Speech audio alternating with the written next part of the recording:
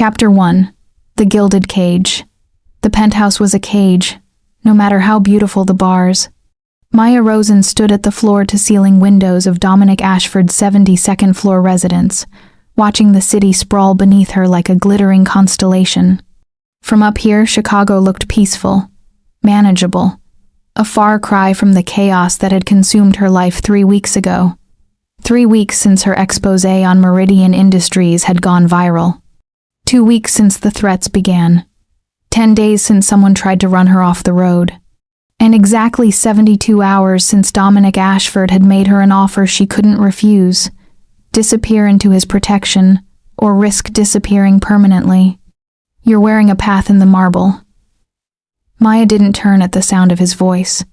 She'd learned to recognize his approach, the measured footsteps, the faint scent of bergamot and cedar, the way the air seemed to shift when he entered a room. Dominic Ashford didn't just occupy space, he commanded it. "I'm not allowed to leave," she said, her reflection staring back at her in the darkened glass. "Pacing is my only form of exercise besides the treadmill in your personal gym, which, by the way, feels like running nowhere appropriate metaphor for my current existence. You're alive." His tone carried no sympathy. "That's more than you'd be if you'd refused my help." Maya's jaw tightened. She turned to face him, hating how her pulse quickened despite her anger. Dominic stood in the doorway of his study, still dressed in the charcoal suit he'd worn to whatever mysterious meeting had kept him away all day. His dark hair was slightly disheveled, the only sign that his control had slipped even marginally. His eyes, that particular shade of gray that could look like storm clouds or steel depending on his mood, assessed her with unsettling intensity. He was frustratingly, infuriatingly beautiful, and she hated him for it. "Your help," she repeated, acid dripping from the word. "Is that what we're calling this? Because from where I'm standing, this looks an awful lot like imprisonment. You're free to leave at any time." He moved into the room with that predatory grace that marked all his movements. "Of course, I can't guarantee what will happen once you walk out that door. Gerard Thorne doesn't forgive people who cost him $2 billion in stock value and a federal investigation." Maya's blood chilled at the mention of Thorne's name.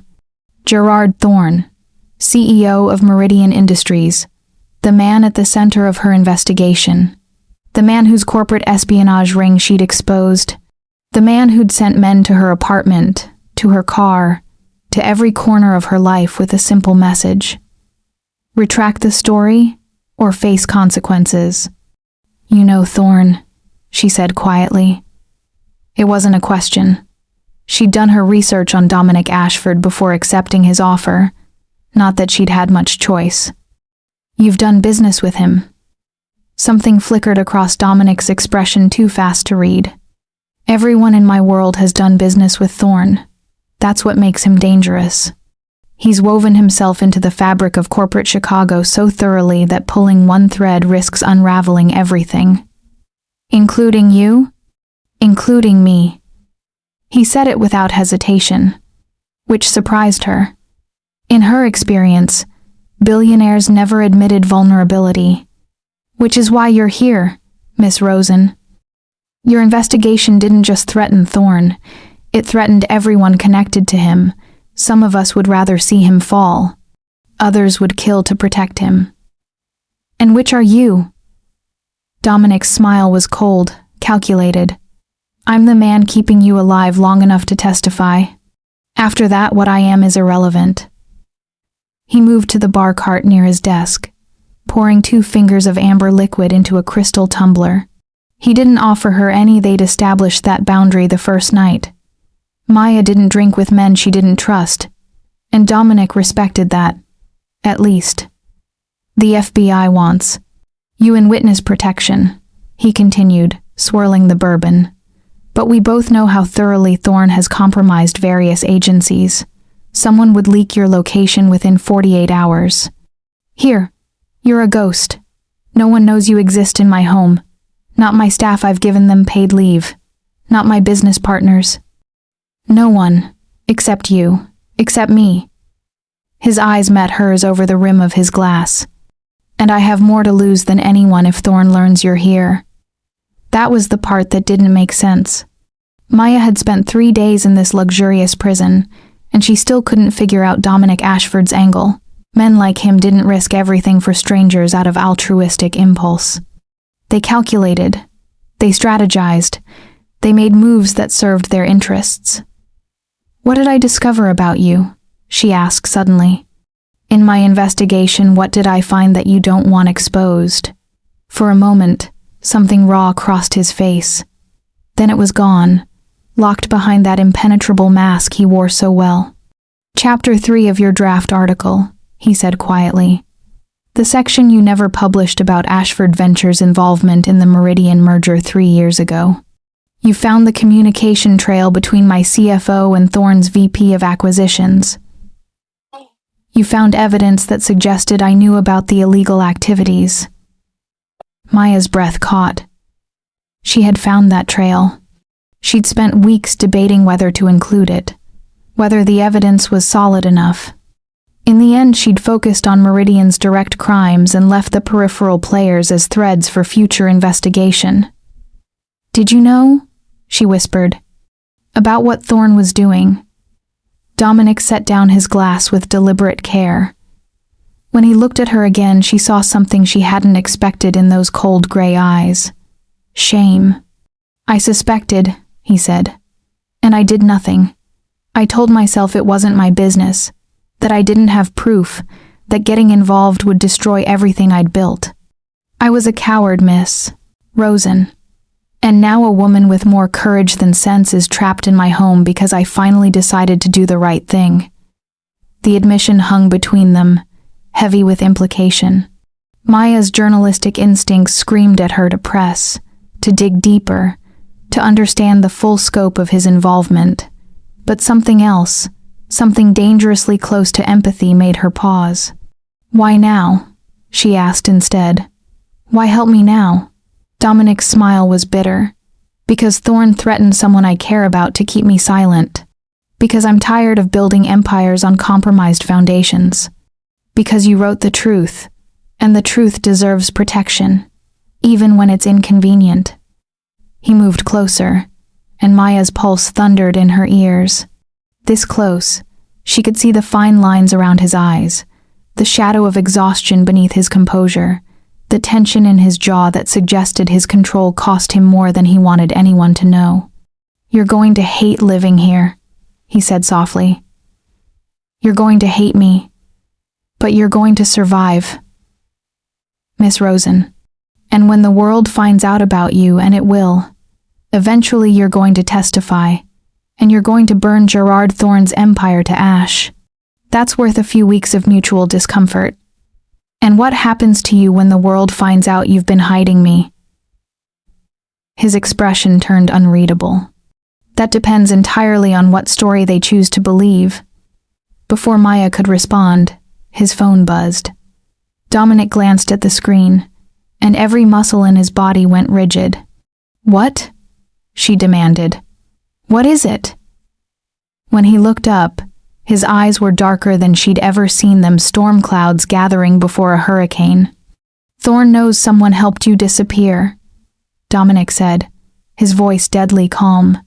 "He's offering $20 million to anyone who delivers information about your location. We just became the most expensive secret in Chicago." Maya's world tilted. $20 million. That kind of money could corrupt. Anyone. Could reach into places she'd thought safe. Could turn even the most loyal ally into a betrayer. "How long do we have?" she whispered. Dominic's jaw tightened. "Until someone decides we're worth more than their integrity. Lock your bedroom door tonight, Miss Rosen. Trust no one. Not even me." He left her standing at the windows, the city glittering below like false promises, and Maya realized with crystal clarity that her gilded cage had just become a battlefield, and she had no idea who would be left standing when the war was over. Chapter 2. Dangerous Proximity. Maya didn't sleep that night. She lay in the guest bedroom, a space larger than her entire apartment had been, and listened to the sounds of Dominic moving through the penthouse. His footsteps passed her door 3 times in as many hours. Each time, she held her breath, waiting for the knock that never came. Trust no one. Not even me. His warning echoed through her mind like a mantra. $20 million could buy a lot of loyalty. Could it buy Dominic Ashford's betrayal? She wanted to believe not. Men with his wealth didn't need blood money. But she'd been a journalist long enough to know that the truly wealthy always wanted more. More power, more control, more security for their empires. What if turning her over to Thorne was just another business transaction? When dawn finally broke over the Chicago skyline, painting the windows gold and rose, Maya gave up on sleep. She showered in the marble bathroom. Dressed in clothes from the wardrobe Dominic had somehow acquired for her designer labels that fit perfectly, which disturbed her more than she wanted to admit, and ventured into the main living area. The smell of coffee hit her first. Then she saw him. Dominic stood at the kitchen island, still wearing yesterday's dress shirt with the sleeves rolled to his elbows, hair disheveled in a way that made him look almost human. Almost approachable. The tie was gone, the top buttons undone, revealing a triangle of tanned skin at his throat that made Maya's mouth go dry. She hated her body's response to him, hated that fear and attraction could coexist so uncomfortably in her chest. "You look like hell," she said, because attack felt safer than vulnerability. He glanced up from the tablet he'd been studying, and something almost like amusement flickered in his eyes. "Good morning to you too, Miss Rosen. Coffee? Is it poisoned? If I wanted you dead, I could have left you in that parking garage when Thorne's men cornered you." He poured a second cup without waiting for her answer, preparing it exactly how she took it, black with 1 sugar. "I've been monitoring communications all night. The bounty is real. Thorne's people are actively searching." Maya accepted the coffee, careful not to let their fingers touch. "How long before they find us?" "Depends on how smart they are." Dominic turned the tablet toward her. On the screen was a map of Chicago dotted with red markers. "These are properties Thorne's people have already searched. They're working in concentric circles from your last known location. They'll reach this building eventually." "Yes, but this building has 400 residents across 90 floors. Finding one woman in that haystack will take time." He zoomed in on the map. "I've also created false trails. Credit card activity in Milwaukee. A witness claiming to see you boarding a train to New York. They're chasing ghosts." Maya studied him over the rim of her cup. In the early morning light, he looked less like a ruthless billionaire and more like a man who'd carried the weight of the world through a sleepless night. There were shadows under his eyes, tension in his shoulders, a vulnerability in his unguarded expression that made her chest ache. "You're good at this," she said quietly. "Deception, misdirection, makes me wonder how often you've done it before." Something in his expression shuddered. "Every day of my professional life. Miss Rosen, you don't build a fortune without learning to control what people see. Is that what I am? Another thing to control?" "No." The word came swift and sharp.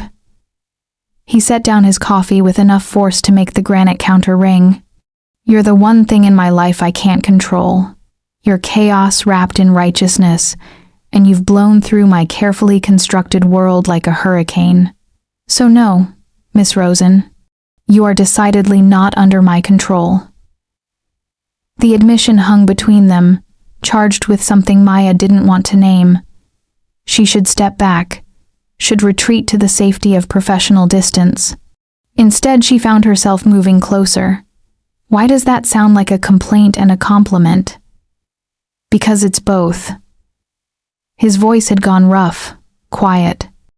"You terrify me." "I terrify you?" "I'm the one trapped in a penthouse with a man I barely know, being hunted by a corporate psychopath with unlimited resources. You're not trapped."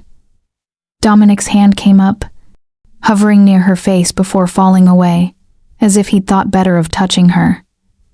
"You could walk out that door right now, I'd try to stop you, but ultimately, the choice is yours. That's what terrifies me, Maya. That you might choose wrong. That my protection might not be enough. That I might fail you the way I failed everyone else Thorn has destroyed. It was the first time he'd used her given name. The intimacy of it sent shivers down her spine. Who did Thorn threaten? She asked suddenly. You said he threatened someone you care about. Who? Dominic's jaw tightened. For a moment she thought he wouldn't answer. Then he pulled out his phone, swiped through images, and turned the screen toward her. A young woman smiled from the photo, maybe 19 or 20, with dark curls and eyes the same stormy gray as Dominic's. She wore a college sweatshirt and held a diploma, her grin wide and proud. Olivia, he said softly. My sister. She's a junior at Northwestern. Thorn's people approached, and her on campus 2 weeks ago. Told her that accidents happen to pretty girls who don't convince their brothers to mind their own business. Maya's stomach turned. That's why you're helping me. That's why I'm destroying him. The words carried the weight of a vow. Thorn thinks threats are leverage. He doesn't understand that some threats transform compliance into vendetta. He made this personal. Now I'm going to make him pay. Looking at the fierce protectiveness in Dominic's eyes, the barely leashed rage in his posture, Maya realized she'd misjudged him. He wasn't just a billionaire playing white knight. He was a man with everything to lose, betting it all on a gamble that the truth could defeat power. They were the same. She and Dominic. Both willing to sacrifice everything for what they believed was right. Both caught in Thorn's web. Both running out of time. Tell me about your investigation, Dominic said, pulling up a chair at the island. Everything you found. Everything you suspected. If we're going to survive this, I need to understand exactly what we're dealing with. Maya hesitated. Her investigation had been her life's work. Months of danger and dead ends and small victories. Sharing it felt like handing over a piece of her soul. But Dominic was right. If they were going to survive, they needed to work together. She sat down across from him and began to talk. Hours passed. The sun climbed higher over Chicago. Maya laid out the entire conspiracy, the corporate espionage, the bribes, the politicians and law enforcement officials in Thorn's pocket. Dominic listened with absolute focus, asking sharp questions, making connections she'd missed, filling in gaps with his insider knowledge of how men like Thorn operated. They ordered lunch from a private catering service. Dominic trusted another luxury Maya was still adjusting to, and ate while mapping out Thorn's empire on the tablet, identifying weak points, potential allies, evidence they still needed. It was the most intellectually stimulating conversation Maya had experienced in years. Dominic matched her wit for wit, challenged her assumptions, pushed her thinking in new directions. When he smiled at a particularly clever insight she made, something warm unfurled in her chest. This was dangerous. This feeling of partnership, of connection. She couldn't afford to trust him, couldn't afford to feel anything for him beyond strategic alliance. But when he looked at her with those storm gray eyes and said, "You're brilliant, you know that?" she felt the walls around her heart crack just a little. The afternoon dissolved into evening. Maya was explaining a complex financial trail when Dominic's phone buzzed. He glanced at the screen, and his entire body went rigid. "What?" Maya demanded. Security footage from the building lobby. His voice had gone deadly calm. The tone she was learning meant maximum danger. "Someone's asking about penthouse residents. Showing your photo." Maya's blood turned to ice. "Already? But you said..." "I said it would take time. I didn't say we had weeks." He was already moving, pulling up camera feeds on his tablet. "They're working faster than I anticipated. Thorn must have put serious resources into this." On the screen, Maya could see a woman in business attire speaking with the building's concierge. Even through the grainy footage, She could see the professional way the woman held herself, the way she smiled while simultaneously radiating threat. "What do we do?" Maya whispered. Dominic's mind was already working. She could see it in his eyes. The rapid calculations, the strategic planning. "The concierge doesn't know you're here. I gave the entire staff paid leave. But they'll check tenant records, cross-reference recent activity. We have maybe an hour before they narrow the search to this floor. So we run." "No." His hand closed around her wrist the first time he truly touched her. His palm was warm, his grip gentle, despite the urgency. "Running makes us vulnerable. We stay and we hide in plain sight." "How?" Dominic's smile was sharp, dangerous. "Trust me." He pulled her toward his bedroom, and Maya's heart hammered against her ribs. This was it, the moment when she'd discover whether he was her protector or her betrayer. Whether trust was wisdom or fatal stupidity. Dominic. He guided her into the massive walk-in closet, then moved a panel in the back wall. It swung open silently, revealing a small room beyond. Safe room. Soundproof. Climate-controlled. Stocked with supplies. Original owner was paranoid about home invasions. Maya stared at the hidden room. Of course billionaires had panic rooms. Of course Dominic had planned for this. "How long?" she asked. "As long as necessary." He met her eyes, and something passed between them. Understanding, trust, a connection that terrified her with its intensity. "I'll handle whoever's searching. You stay silent, stay hidden. Can you do that?" "Do I have a choice?" "There's always a choice, Maya. But some choices are just less terrible than others." The sound of the elevator in the private foyer made them both freeze. Someone had bypassed building security. Someone with resources and determination. "Go," Dominic commanded, and Maya slipped into the safe room. The last thing she saw before he closed the panel was his face set with determination, eyes blazing with fierce protectiveness. Then she was alone in the darkness, listening to the muffled sounds of voices in the penthouse, and praying that her trust in Dominic Ashford wasn't the mistake that would get them both killed. Chapter 3: Secrets and Revelations. The darkness pressed against Maya like a physical weight. She sat on the floor of the safe room, back against the wall, controlling her breathing the way her self-defense instructor had taught her. Panic was a luxury she couldn't afford. Through the soundproofing, voices reached her as indistinct murmurs tone, without words, threat without specificity. She counted seconds, then minutes, 10 minutes, 15, 20. How long did it take to search a penthouse? How thorough would Thorne's people be? And why did every second feel like an eternity when she didn't know if Dominic was safe? That last thought disturbed her most. When had she started caring about his safety more than her own? Finally, after what felt like hours but was probably only 30 minutes, the panel slid open. Maya's muscles coiled, ready to fight or flee. Then she saw Dominic's face in the dim light, and relief flooded through her so powerfully it left her shaking. "They're gone," he said quietly, offering his hand. Maya took it, letting him pull her from the safe room.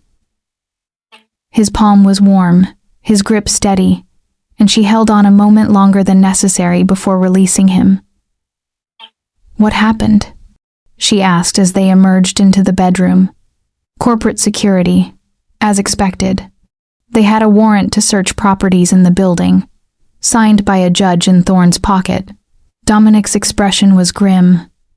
"I played the indignant billionaire violated by overreach, threatened lawsuits, made enough noise that they wanted to leave before I could call my attorneys. Did it work? For now." He ran a hand through his already disheveled hair. "But they'll be back with more authority and less politeness. We've bought time, not safety." Maya moved to the windows, looking out at the city that had become her prison. The sun was setting, painting the sky in shades of amber and blood. beautiful and ominous in equal measure. "I can't stay here," she said quietly. "Every minute I remain puts you in more danger, puts Olivia in more danger. Leaving puts you in mortal danger, and staying puts you in legal danger. Criminal conspiracy to harbor a witness. Obstruction of justice if Thorne spins it right.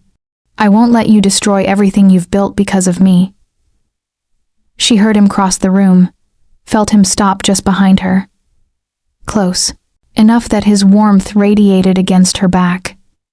Close enough that she could smell his cologne, and the underlying scent that was uniquely him. "You don't get to make that choice for me," he said, his voice low and intense. "I went into this with my eyes open. I knew the risks. I took them anyway." "Why?" Maya turned to face him and found him closer than she'd expected. Close enough to see gold flecks in his gray eyes, close enough to count his heartbeats and the pulse at his throat. "Why risk everything for someone you don't even know?" "Because knowing someone isn't the same as understanding them." "I've known plenty of people, Maya. I've understood very few." His hand came up, fingers ghosting along her jaw without quite touching. "I understand you. Your need for truth. Your refusal to compromise your principles. Your terror that trust is just another word for betrayal. I understand you because I'm the same." Maya's breath caught. "You're nothing like me. You're a billionaire who built an empire on calculated risks and corporate maneuvering. I'm a journalist who can barely pay rent. I'm a man who spent 10 years building wealth on compromises and moral gray areas, who watched corruption flourish because confronting it was inconvenient. You're a woman who risked everything to expose truth because silence felt like complicity." His thumb traced her cheekbone, the touch feather-light and devastating. "You're everything I should have been. Everything I'm trying to become. That's why I can't let Thorne destroy you." The intensity in his eyes, the raw honesty in his voice, stripped away Maya's defenses. She'd spent days telling herself Dominic was just another wealthy manipulator, that his protection came with hidden prices, that she couldn't trust the flutter in her chest when he looked at her like she mattered. But standing here, watching him expose vulnerabilities he'd probably never shown another soul, she couldn't maintain the lie. She was falling for him. It was stupid and dangerous and potentially fatal, but she was falling for Dominic Ashford's complexity, his contradiction, his fierce protectiveness wrapped in calculated control. "This is a terrible idea," she whispered. "The worst." He agreed, but he didn't step back. "You're my protector. There's a power imbalance. I'm vulnerable and you're equally vulnerable." His other hand came up, cradling her face with infinite gentleness. "Maya, I'm not doing this because I have power over you. I'm doing this because you have power over me. You make me want to be better. You make me believe that redemption is possible. You terrify me and inspire me in equal measure." "Dominic, tell me to stop," he said quietly. "Tell me this is wrong, that you don't feel what I feel, and I'll step back. I'll never touch you again. You have all the power here, Maya. Not me." She should tell him to stop, should protect herself and him from this complication, should remember that feelings were liabilities when survival was the goal. Instead, she closed the distance between them and kissed him. The world condensed to the warmth of his mouth against hers, the strength of his arms wrapping around her waist, the soft sound he made that was part surprise, part relief. He kissed her with the same intensity he brought to everything focused, thorough, devastating in its sincerity. Maya's hands found his chest, feeling his heart thunder beneath her palms. This was reckless. This was foolish. This was exactly what she needed to feel alive and human and something other than hunted. When they finally broke apart, both breathing hard, Dominic rested his forehead against hers. "That was a mistake," Maya finished, but she didn't pull away. "A beautiful mistake," he corrected. "The best mistake I've made in years." She laughed, the sound shaky with emotion. "We're being hunted by a corporate psychopath, trapped in a penthouse, wanted for millions of dollars, and we're making out like teenagers. Rebellion has to start somewhere."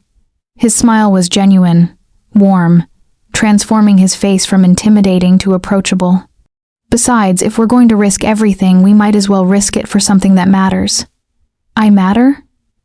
"Maya," he said her name like a prayer. "You matter more than anything." Before she could respond, before she could process the weight of that admission, Dominic's phone buzzed. The moment shattered. He pulled back, his expression shifting from tender to tense as he read the message. "What now?" Maya asked, dreading the answer. "Email from my FBI contact. They want to move up your testimony. The grand jury convenes in 3 days instead of 3 weeks. If you testify, Thorne gets indicted. If you don't show, the case falls apart. 3 days. Maya's mind raced through the implications. 3 days to stay hidden. 3 days to stay alive. 3 days before she'd have to face Thorne and his empire in a federal courtroom. Can we hold out that long? Dominic's expression was grim. "I don't know.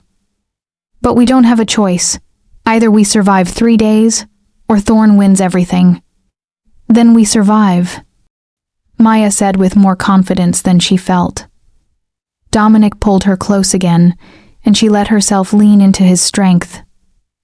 Just for a moment, just long enough to remember what safety felt like. 3 days, he murmured against her hair.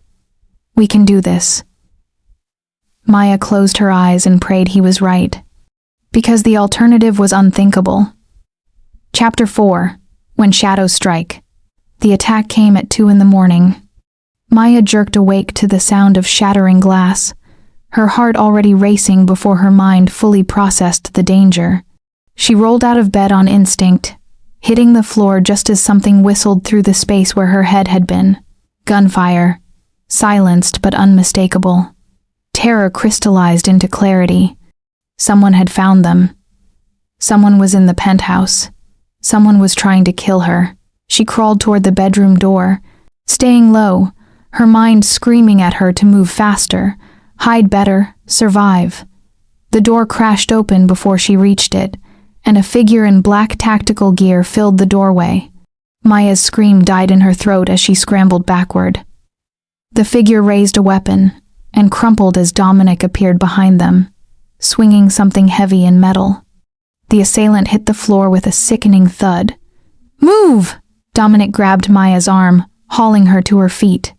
He was shirtless, wearing only sleep pants, his hair wild and his eyes blazing with adrenaline and fury. "Safe room. Now." "How many?" "At least 3. They came through the service entrance and disabled my security."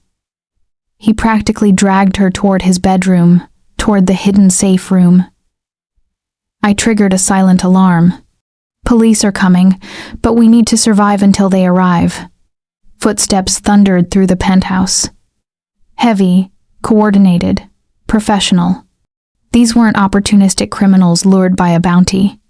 These were trained operatives sent to eliminate a problem. Dominic shoved Maya into the closet, fingers flying over the panel. "Inside. Lock it from within. Don't come out for anyone but me or police with badges." "What about you?" "I'm going to buy you time." He pressed something into her hand, his phone. "My attorney's number is programmed. If I don't make it, call him. He'll get you out." "Dominic, no, Maya." He cupped her face, kissed her hard and fast. "You testify.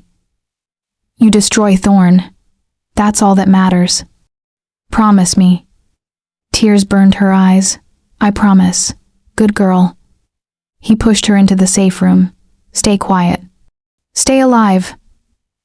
The panel slid shut, and Maya was alone in darkness once again.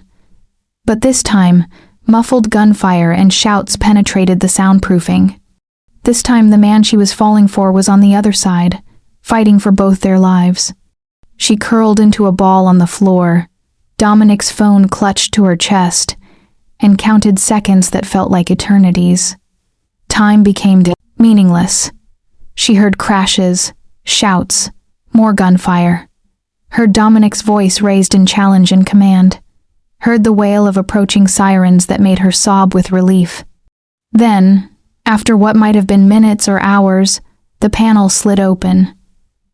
Maya looked up, prepared to fight or flee, and saw Dominic silhouetted in the opening, bruised and bloodied but alive.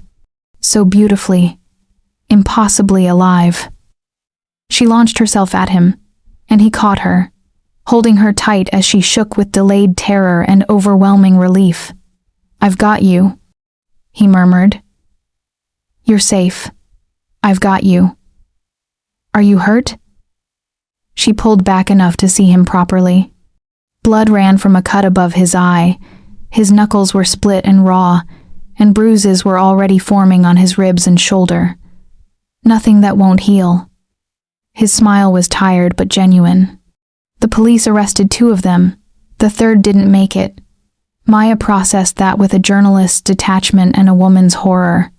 Someone had died tonight. Someone sent to kill her. The reality of the danger they faced had never felt more visceral. "How did they find us?" "I don't know yet. But we're getting answers." Dominic helped her out of the safe room, his arm around her waist as if he couldn't bear to let her go. "And then we're getting you somewhere even safer." The penthouse was chaos. Police officers swarmed through rooms. Crime scene investigators photographed evidence. Paramedics tried to convince Dominic to go to the hospital. Maya recognized one of the officers, Detective Sarah Chen, who'd been assigned to her case after the first threats. "Miss Rosen." Chen approached, her expression grave. "Are you hurt?" "No, thanks to him." Maya gestured to Dominic, who was arguing with a paramedic about stitches. Chen studied them both with knowing eyes. "Mr. Ashford's attorney is on his way. We'll need statements from both of you. But off the record, this was a professional hit. Military training, high-grade weapons, coordination that suggests significant funding. Whoever sent them has serious resources." "Thorne," Maya said flatly. "Can't prove it yet. But between you and me? Yeah, probably Thorne." Chen lowered her voice.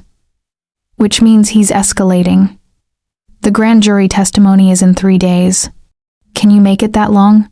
"I don't have a choice. Actually, you do." Chen pulled out a card. "FBI safe house. Maximum security. Completely off the books. I can have you transferred tonight." Maya looked at Dominic, who'd finally submitted to having his wounds cleaned. He caught her gaze across the room, and even battered and exhausted, his eyes held the same fierce protectiveness that had made her trust him in the first place. "Can he come with me?" she asked Chen. The detective's eyebrows rose. "That's irregular and complicated. I don't care about regular or simple. Can he come?" Chen sighed. "I'll make some calls, but Miss Rosen, you need to understand what you're asking. If he comes into federal protection with you, he's putting a target on his back permanently. Thorne will see it as ultimate betrayal. Mr. Ashford's business, his reputation, his entire life, it all becomes collateral damage." "I know." Maya's throat tightened. "Which is why I need to ask him myself." She crossed the room to where Dominic sat, now sporting butterfly bandages and enough bruises to make him wince with every movement. The paramedic had finally given up and retreated, leaving them a bubble of privacy in the chaos. "How bad?" she asked, touching his face gently. "I've had worse." His hand came up to cover hers. "You're okay. That's all that matters. The FBI is offering a safe house, full protection until testimony. They can take me tonight." Something flickered in his eyes, relief and loss in equal measure. "That's good. That's the right move. They said you could come. If you want." Dominic went very still. "Maya, I know what I'm asking. I know what it costs. but I'm asking anyway. She took a shaky breath. These 3 days, trapped here with you, they've been the most terrifying and most real days of my life. You make me feel safe and seen and like I matter beyond just the story I wrote. And I know it's selfish, but I don't want to face this alone. I don't want to face it without you. Dominic stood slowly, cupping her face with both hands despite the pain it must have caused his injured knuckles. You're not being selfish. You're being brave enough to ask for what you need. That's not weakness, Maya. That's strength. Is that a yes? He smiled, soft and sad. That's a yes. Wherever you go, I go. Whatever comes next, we face it together. Relief and guilt warred in Maya's chest. Your business, your life. Olivia is already in protective custody. The FBI grabbed her 2 hours ago when they detected the breach in my security. He brushed a thumb across her cheek, catching a tear she hadn't realized had fallen. I made arrangements weeks ago, Maya. The moment I decided to help you, I started preparing for the worst. My assets are protected. My business has contingency leadership, and my sister is safe. I didn't leave anything to chance. You planned for this. I planned for the possibility that doing the right thing would cost me everything, and I decided it was a price worth paying. His gray eyes held hers with unwavering intensity. You're worth it, Maya. The truth is worth it. Some things matter more than empires. Maya kissed him then, gentle and grateful and full of emotions she didn't have words for. When they broke apart, Detective Chen was approaching with a knowing smile. The FBI approved it, she said. Both of you, safe house, effective immediately. We leave in 20 minutes. Pack only essentials. The next hour passed in a blur. Maya gathered clothes and toiletries, watching as Dominic did the same with the efficiency of a man who'd learned to travel light when necessary. Police escorted them down through service corridors to an unmarked car in the building's underground garage. The city streaked past the tinted windows as they drove through pre-dawn darkness to an undisclosed location. The safe house turned out to be a suburban home in a quiet neighborhood, the kind of place where no one would expect to find a billionaire and the journalist he was protecting. It was modest by Dominic's standards, furnished with generic comfort, and surrounded by the kind of security that was invisible but omnipresent. Home sweet home, the FBI agent said, handing them keys and phones. These are secure lines. Don't contact anyone not on the approved list. Don't leave the property. Don't even open the curtains without checking with us first. You have 2 agents on rotation outside at all times. Any questions? How long? Maya asked. 72 hours until testimony. After that. The agent shrugged. Depends on how the indictment goes. When they were finally alone, Maya sank onto the couch and let the adrenaline drain from her system. The reality of the night crashed over her, the attack, the violence, how close she'd come to death, how close they'd both come. Dominic sat beside her, close but not touching, as if he was giving her space to process. I keep thinking about the man who died, she said quietly. Whoever he was, whatever he'd done, someone loved him. Someone will mourn him. And he's dead because of me. He's dead because of the choices he made, Dominic corrected gently. He came into my home with weapons and intent to kill. You didn't put him there. Thorne did. But if I'd never written the story, then Thorne would still be destroying lives, and you'd be complicit in that destruction through silence. He took her hand, threading their fingers together. You can't carry guilt for the consequences of exposing evil, Maya. That's how evil wins. That's how good people get paralyzed into inaction. She knew he was right, had told herself the same thing 100 times. But knowing something, intellectually, didn't stop the emotional weight from settling in her chest. How do you do it? She asked. Live with the costs of your choices? By remembering that the alternative costs more. He squeezed her hand. I spent a decade making choices that protected my interests and ignored larger harm. The man I was 3 months ago would have turned you away, would have protected his empire over protecting truth. I can live with being that man's past. I can't live with being his future. Maya leaned into him, resting her head on his shoulder. Despite the unfamiliar house and the danger still stalking them, she felt safer than she had in weeks. Because Dominic was here. Because they were facing this together. 3 days, she murmured. 3 days, he echoed. And then this is over. But they both knew that was a lie. Even after she testified, even after Thorne was indicted, there would be trials and appeals and revenge attempts. The danger wouldn't end in 3 days. It would just transform into something different. Something potentially more insidious. Still, for tonight, in this anonymous safe house, they could pretend that 3 days meant safety, could pretend that testimony meant resolution, could hold each other and believe that survival was the same as victory. Outside, dawn was breaking over the suburbs. Inside, Maya and Dominic sat together in the growing light, 2 people who'd risked everything for truth and found something unexpected in the wreckage. They found each other. Chapter 5: Stolen Moments.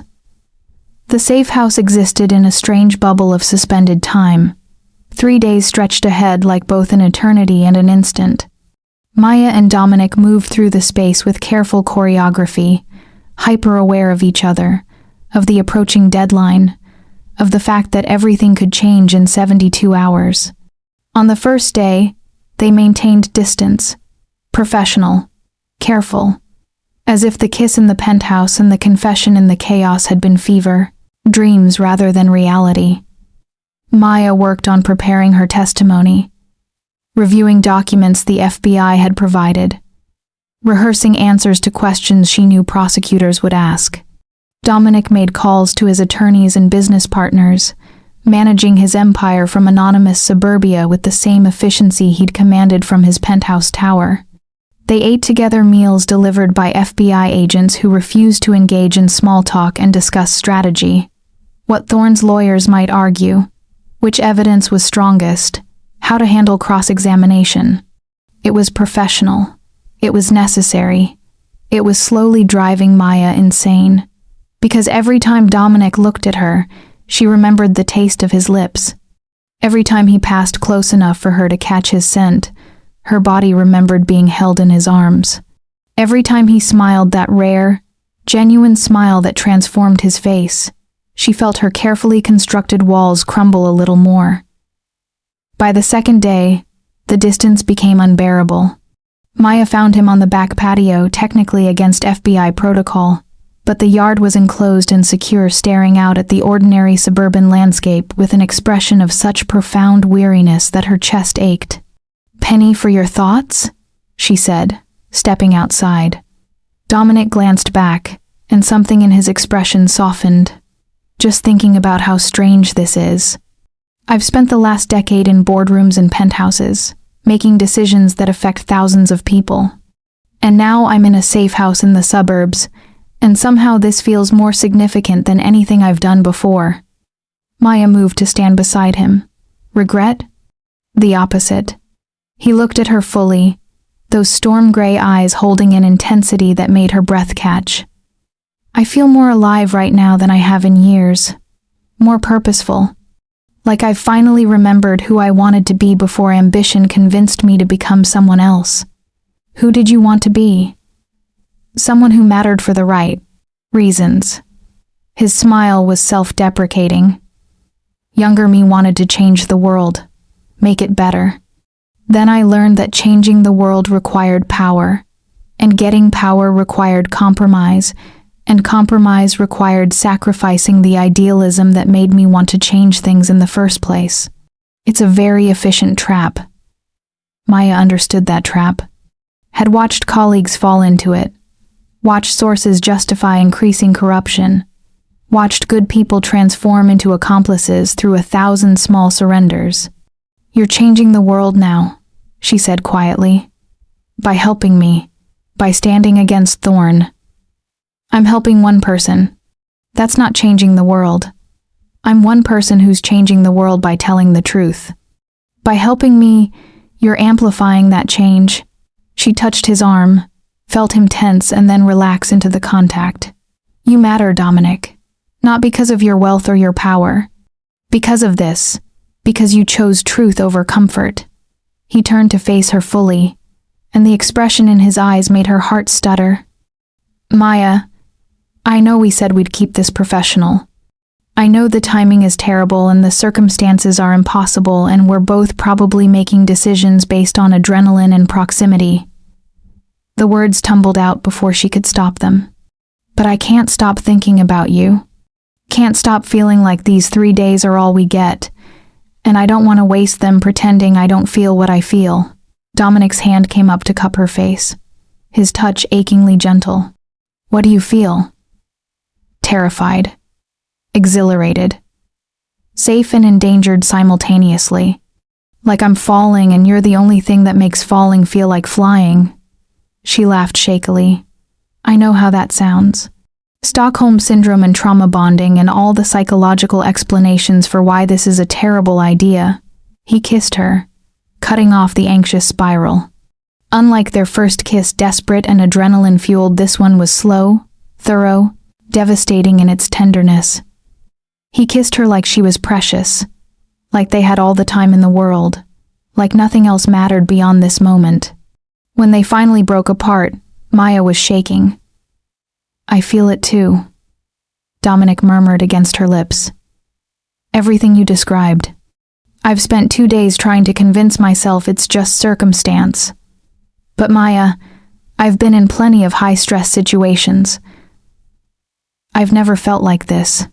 Never wanted to protect someone so fiercely. Never felt like another person's happiness mattered more than my own." "That's terrifying." "Absolutely." He smiled, and it was warm and real and made her fall a little more. "So, what do we do about it?" Maya took a shaky breath, making a decision that felt both reckless and inevitable. "We stop pretending. We take these 3 days, however long we have, and we're honest. About what we feel. About what we want. About the fact that after I testify, everything changes and we might not get another chance. And after, when this is over? I don't know. Maybe we figure it out. Maybe circumstances tear us apart. Maybe this only exists in this bubble and trying to make it real would destroy it." She met his eyes steadily. "But I'd rather have 3 days of honest feeling than a lifetime of wondering what we could have been." Dominic studied her face, and she saw the moment he decided to stop fighting it. Saw the walls he'd maintained crumble. Saw the careful control give way to raw emotion. 3 days, he said. "However long we have. No more pretending." They went inside together, fingers intertwined, and for the first time since entering the safe house, Maya felt like she could breathe. The rest of the day passed in a haze of stolen moments and quiet intimacy. They cooked dinner together, or rather, Dominic cooked while Maya provided commentary and terrible assistance, and the domesticity felt both surreal and achingly normal. They argued about whether to watch a documentary or a thriller, compromised on a comedy, and ended up ignoring the movie entirely in favor of talking. Dominic told her about growing up with money but not happiness, about parents who valued success over connection, about becoming the man everyone expected instead of the man he wanted to be. Maya told him about her working-class neighborhood, her parents' pride when she'd gotten her journalism degree, their worry that her career would put her in danger, worry that had proven prescient. They talked until their voices grew hoarse, until the FBI agents changed shifts outside, until exhaustion and emotion left them tangled together on the couch. Maya's head on Dominic's chest, his arms wrapped around her like a promise. "I wish we had more time," she whispered. "We have tonight. We have tomorrow. We have right now." His lips pressed against her hair. "Let's not waste it wishing for what we can't have." So they didn't. They existed in the present, in the warmth of each other's arms, in the space between danger past and danger approaching. They let themselves feel without analyzing, want without questioning, trust without fear. And for those stolen hours, in an anonymous safe house in suburban nowhere, they were just Maya and Dominic. Not journalist and billionaire, not witness and protector. Just two people who'd found each other in the wreckage and decided that connection mattered more than caution. Outside, the world continued its dangerous spin. Inside, they held each other and pretended that love could conquer consequences. It was the most beautiful lie they'd ever told. Chapter 6. The Calm Before. The third day dawned cold and gray, as if the weather itself was reflecting the weight of what lay ahead. Maya woke wrapped in Dominic's arms on the safe house couch, their bodies curved together like quotation marks around a conversation that had lasted through the night. She'd never felt safer or more vulnerable in her life. "You're awake," Dominic murmured, his voice rough with sleep. "I can feel you thinking." "Sorry, didn't mean to wake you." "I wasn't sleeping, just enjoying holding you." His arms tightened around her. "Trying to memorize what this feels like. Just in case, just in case." Those words held every fear neither of them wanted to voice. Just in case the testimony went wrong. Just in case Thorne found a way to silence her. Just in case this fragile thing between them couldn't survive in the real world beyond this bubble. "Don't," Maya said, turning in his arms to face him. "Don't think about the just in cases. We're here. We're together. That's enough." "Is it?" His eyes searched hers, vulnerable in a way that made her chest ache. "Because in about 6 hours you're gonna walk into a federal courthouse and put a target on your back permanently. And I can't protect you from that. Can't control what happens next. Can't guarantee your safety or our future or anything beyond right now. I know." She touched his face, traced the line of his jaw, the curve of his lips. "And I'm still glad I met you. Still grateful for these days. Still." The word caught in her throat, too big and terrifying to speak aloud, but Dominic heard it anyway. Saw it in her eyes, felt it in the way she touched him. "I love you too," he whispered. "I know it's too soon and too complicated and too everything, but I love you, Maya Rosen. And whatever happens today, I need you to know that." Tears burned Maya's eyes. She kissed him soft and sweet and full of everything she couldn't say, because words felt inadequate for the enormity of what she felt, for the way he'd transformed from adversary to ally to the person she'd choose over safety, over comfort, over anything. "I love you," she said against his lips. "I love your courage and your complexity and the way you make me feel like I matter beyond what I can do for others. I love that you risked everything for truth. I love you, Dominic Ashford, and I'm going to walk into that courthouse and testify, and survive, because I have something worth surviving for now." They held each other as dawn broke fully over the safe house. As the gray light filled the windows, as reality crept back in to shatter their bubble. But for those last quiet moments, they let themselves exist in the fantasy that love was armor, that connection could conquer danger, that wanting something badly enough could make it real. Then Maya's phone buzzed, the FBI-issued secure phone that had been silent for 3 days. She reluctantly disentangled from Dominic's arms and checked the message. "Transport in 2 hours. Final prep briefing in 90 minutes. Today's the day. Agent Martinez." "It's time," she said unnecessarily. Dominic sat up, and she watched him transform. Saw the vulnerable man who'd held her through the night disappear behind the mask of calculated control. Saw him become the billionaire strategist, the man who'd built an empire on reading situations and adapting accordingly. "Then let's prepare," he said. "You're going to walk in there, tell the truth, and walk back out, and I'll be waiting." They spent the next hour in focused preparation. Maya reviewed her testimony one final time while Dominic coordinated with his attorneys about the aftermath. The FBI had agreed to let him attend the grand jury proceedings not in the room, but in the courthouse, close enough to be there if needed. Agent Martinez arrived exactly 90 minutes after her text, accompanied by 2 other agents and Detective Chen. They spread files across the safe house dining table, walking Maya through the process one final time. "The grand jury is already seated," Martinez explained. "You'll be questioned by the prosecutors. Thorne's attorneys aren't allowed in the room. This isn't a trial, just an indictment hearing. But don't underestimate the pressure. These 23 people hold Thorne's fate in their hands, and they know it." "What do I need to do?" Maya asked, hating how her voice shook. "Tell the truth, that's it. That's all you've ever needed to do." Chen squeezed her shoulder. "You've got this, Miss Rosen. You've already done the hard part. Today is just making it official."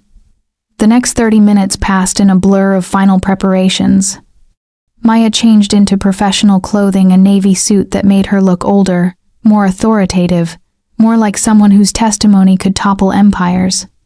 She pulled her hair back, minimized her makeup, became the journalist rather than the woman who'd spent 3 days falling in love. When it was time to leave, Dominic pulled her aside. "Whatever happens in there," he said quietly, "remember that you're not alone. I'll be in the courthouse. My attorneys will be on standby. And when this is over, when you've done what needs to be done, we'll figure out everything else. Promise?" "I promise." He kissed her forehead, her cheeks, her lips, gentle touches that felt like benedictions. "Go be brilliant. Go change the world. I'll be here when you get back." Maya wanted to say more. Wanted to tell him about the fear coiled in her stomach, the certainty that nothing would ever be simple again, the desperate hope that somehow they'd survive this with their hearts intact. But there was no time, and words felt insufficient anyway. So she just nodded, squeezed his hand one last time, and followed the agents out to the waiting vehicle. The drive to the courthouse was surreal. They took back roads and circuitous routes, changing vehicles twice to avoid potential tails. The agents maintained professional silence, and Maya was grateful. She needed the quiet to prepare herself mentally for what lay ahead. The federal courthouse loomed like a monument to justice and judgment. They entered through an underground garage, took a private elevator to a secure floor, and suddenly Maya was in a small room with prosecutors she'd never met, going over her testimony one final time. "You ready?" the lead prosecutor asked. She was a woman in her 50s with sharp eyes and a no-nonsense demeanor that Maya immediately respected. "No," Maya admitted. "But I'm doing this anyway." The prosecutor smiled. "That's the only kind of courage that matters. Come on, let's go make history." They walked down a corridor that felt simultaneously too long and too short. Every step brought Maya closer to the moment she'd been building toward for months. Every step carried weight and consequence, and the potential for everything to go catastrophically wrong. Then they were at the door to the grand jury room, and the prosecutor was opening it, and Maya was walking inside to face 23 strangers who would decide if her truth was enough to indict one of the most powerful men in Chicago. Dominic's words echoed in her mind. "You're not alone." And taking a deep breath, letting that knowledge settle into her bones like armor, Maya Rosen began to testify. Chapter 7. Truth on Trial. The grand jury room was smaller than Maya had expected. 23 people sat in tiered rows, their expressions ranging from curious to skeptical to openly hostile. At the front, the prosecutors arranged their materials with practiced efficiency. And in the witness chair, the place Maya would spend the next several hours, a single microphone waited like a judge. "Please state your name for the record," the lead prosecutor said once Maya was seated. "Maya Elizabeth Rosen." "And your occupation?" "Investigative journalist for the Chicago Independent." The questions started simple. Background, credentials. the basics that established her as a reliable witness. But Maya knew these were just the warm-up. The real testimony would come when they asked about Thorne, about Meridian Industries, about the months of investigation that had led her here. Miss Rosen, can you describe what first drew your attention to Meridian Industries? This was it, the moment everything hinged on. Maya took a breath and began. 6 months ago, I received an anonymous tip about irregular financial transactions between Meridian Industries and several government contractors. The tipster claimed these transactions were part of a larger corporate espionage operation designed to steal proprietary technology from competitors. She walked them through the investigation methodically. The financial records she'd obtained through public filings, the confidential sources who'd risked their careers to talk to her, the paper trail that connected Meridian to a web of illegal activities spanning 3 states and dozens of companies. The grand jurors listened with increasing attention. Some took notes. Others leaned forward, visibly engaged. A few remained stoic, but Maya could see the wheels turning behind their eyes. And what did you discover about Gerard Thorne's personal involvement? The prosecutor asked. This was the crucial part. The evidence that separated corporate malfeasance from criminal conspiracy. Maya pulled up documents on the courtroom display, highlighting emails and memoranda that bore Thorne's signature or identifiable writing style. Thorne wasn't just aware of the illegal activities. He orchestrated them. He personally approved the installation of spyware in competitor systems. He authorized bribes to government officials. He created shell companies to hide the money trail. This wasn't a rogue employee or a mismanaged department. This was systematic, intentional, and directed from the top. She spoke for 3 hours, interrupted only by questions from the prosecutors and occasionally from the jurors themselves. She detailed the scope of Thorne's operation, the companies he'd destroyed, the lives he'd ruined. She provided documentation for every claim, cited sources for every allegation, built a case so comprehensive that denial became impossible. And with every word, Maya felt the weight of Dominic's faith in her. Felt his presence even though he was floors away. Felt the strength that came from knowing someone believed in her enough to risk everything. Miss Rosen, one of the jurors, finally spoke up, an older man with kind eyes and a serious expression. You've presented compelling evidence, but I have to ask, why should we believe you? Gerard Thorne is a respected businessman. You're a journalist with a reputation for aggressive investigations. How do we know this isn't personal? How do we know you haven't manipulated evidence to serve your agenda? Maya had expected this question, had prepared for it. But hearing it still stung. I don't have an agenda beyond truth, she said quietly. I'm not writing this story for accolades or recognition. I wrote it because people were being hurt, and silence felt like complicity. Yes, I'm aggressive in my investigations. That's how you uncover things powerful people want hidden. But aggression isn't the same as dishonesty. Every document I've presented is verifiable. Every source can be corroborated. I'm not asking you to trust me personally. I'm asking you to trust the evidence. The juror nodded slowly, seeming satisfied. The prosecutors asked a few more clarifying questions, then thanked Maya for her testimony. We'll deliberate, the lead prosecutor said. You're free to wait in the witness room. This could take a few hours. Maya stood on shaky legs and left the grand jury room. The moment the door closed behind her, she sagged against the wall, adrenaline draining from her system so fast it left her dizzy. Agent Martinez appeared immediately. You did great, really great. Now we wait. The witness room was small and sterile, furnished with uncomfortable chairs and fluorescent lighting that made everything feel slightly unreal. Martinez brought her water and a sandwich Maya couldn't imagine eating. The minutes crawled by with excruciating slowness. Then the door opened, and Dominic walked in. Maya's heart leapt. You're not supposed to be... I know. I called in favors. argued with 3 different agents, basically made myself such a nuisance that they let me through just to shut me up. He crossed the room in 3 strides and pulled her into his arms. How did it go? Maya buried her face in his chest, breathing in his familiar scent, letting his solid presence ground her. I don't know. I said everything I needed to say. Presented all the evidence. But I can't read them. Can't tell if they believed me or if Thorne's reputation is too big to overcome. They'll believe you, Dominic's voice rumbled in his chest. Because you told the truth, and truth has a weight to it, a resonance. They'll feel it, even if they don't want to. And if they don't? Then we try again. We find another way. We don't give up. He pulled back enough to look at her face, his eyes fierce with determination. Maya, whatever happens, we're in this together. You're not alone. Before she could respond, the door opened again. The lead prosecutor stood in the doorway, her expression unreadable. The grand jury has reached a decision, she said.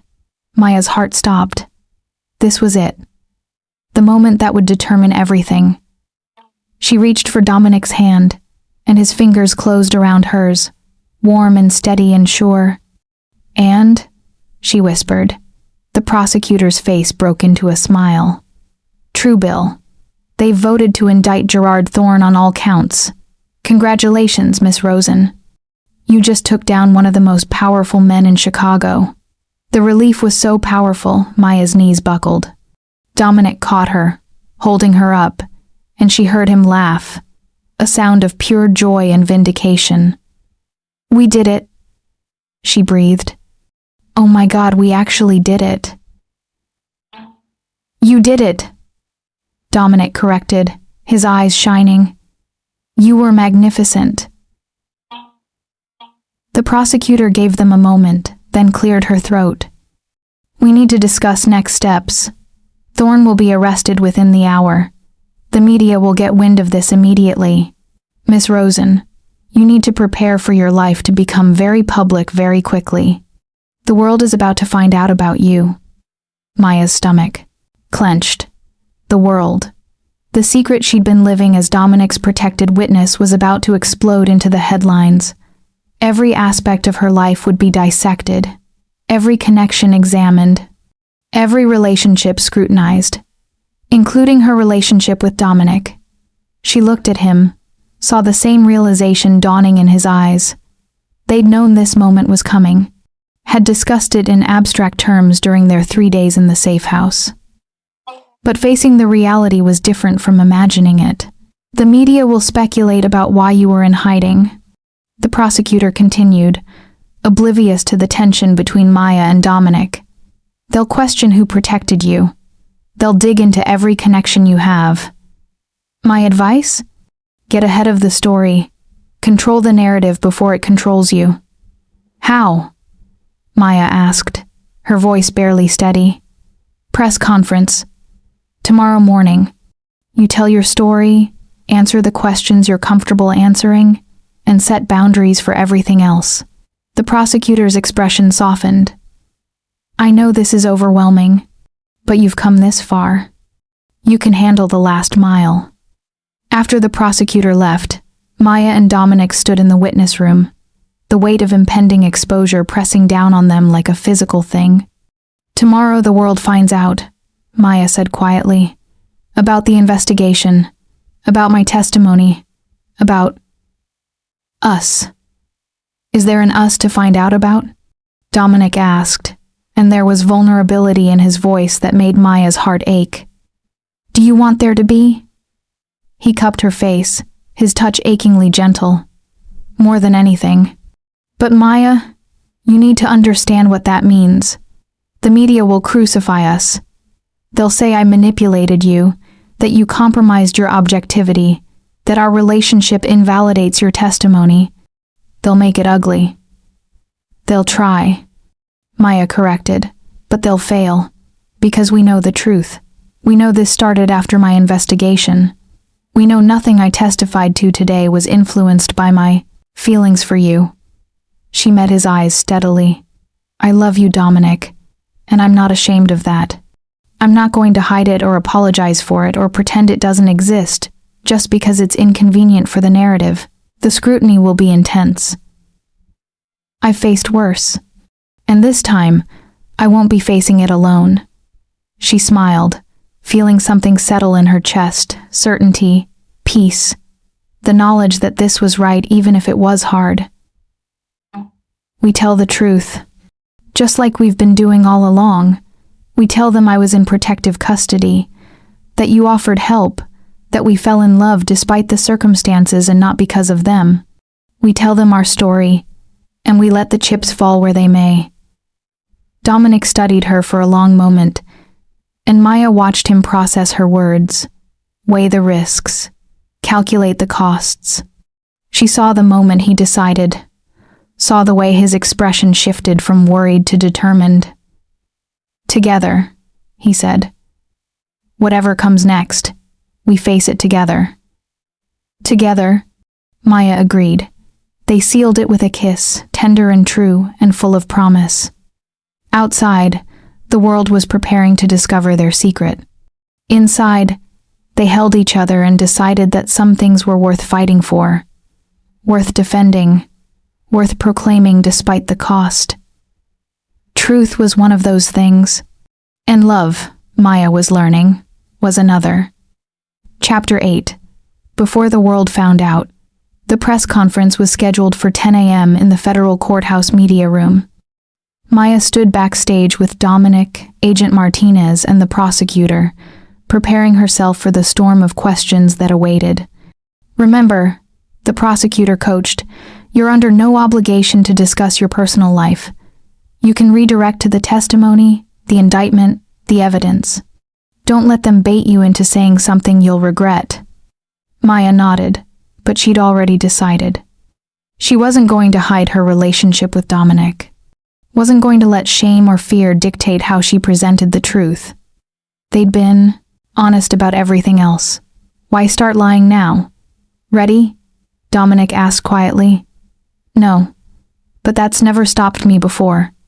He squeezed her hand, then stepped back. They'd discussed this. He wouldn't stand with her during the initial statement. Wouldn't provide ammunition for critics who wanted to paint them as conspiratorial partners rather than journalist and source who'd fallen in love under extraordinary circumstances. But he'd be in the room, visible, supporting her with his presence even if not his proximity. Maya took a deep breath and walked onto the stage. The flash of cameras was blinding. Dozens of journalists filled the room, representing every major network and publication in the country. This wasn't just Chicago news. This was national. The indictment of Gerard Thorne was already being called the biggest corporate corruption case in a decade. Maya stepped up to the microphone, and the room fell silent. My name is Maya Rosen, she began, her voice steady despite the tremor in her hands. 6 months ago, I began investigating Meridian Industries based on a tip about corporate espionage. What I discovered was a systematic criminal operation reaching the highest levels of American business. Yesterday, based on evidence I provided, a federal grand jury voted to indict Gerard Thorne on multiple charges, including corporate espionage, bribery, and racketeering. I'm here today to answer your questions about my investigation and the testimony that led to this indictment. The questions came immediately, overlapping and urgent. Miss Rosen, there are reports you've been in hiding for 3 weeks. Can you confirm? Was your life in danger? Who provided your protection? Is it true you were living with billionaire Dominic Ashford? Maya held up a hand, and the room quieted. She'd known these questions were coming, had prepared herself for this moment. Now she just had to follow through. Yes, I was in protective custody. Yes, my life was threatened multiple times by individuals I believe were connected to Gerard Thorne. And yes, Dominic Ashford provided initial protection before the FBI arranged formal safe house accommodation. She paused, gathering courage. Some of you will want to make this story about my relationship with Mr. Ashford, rather than about the corruption I exposed. Some of you will try to suggest that my personal connection to him compromises the integrity of my investigation. So let me be very clear about the timeline and the facts. She pulled up a slide on the screen behind her, a simple timeline marking key dates in her investigation.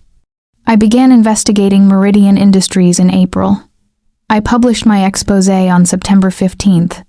The threats against my life began immediately after publication.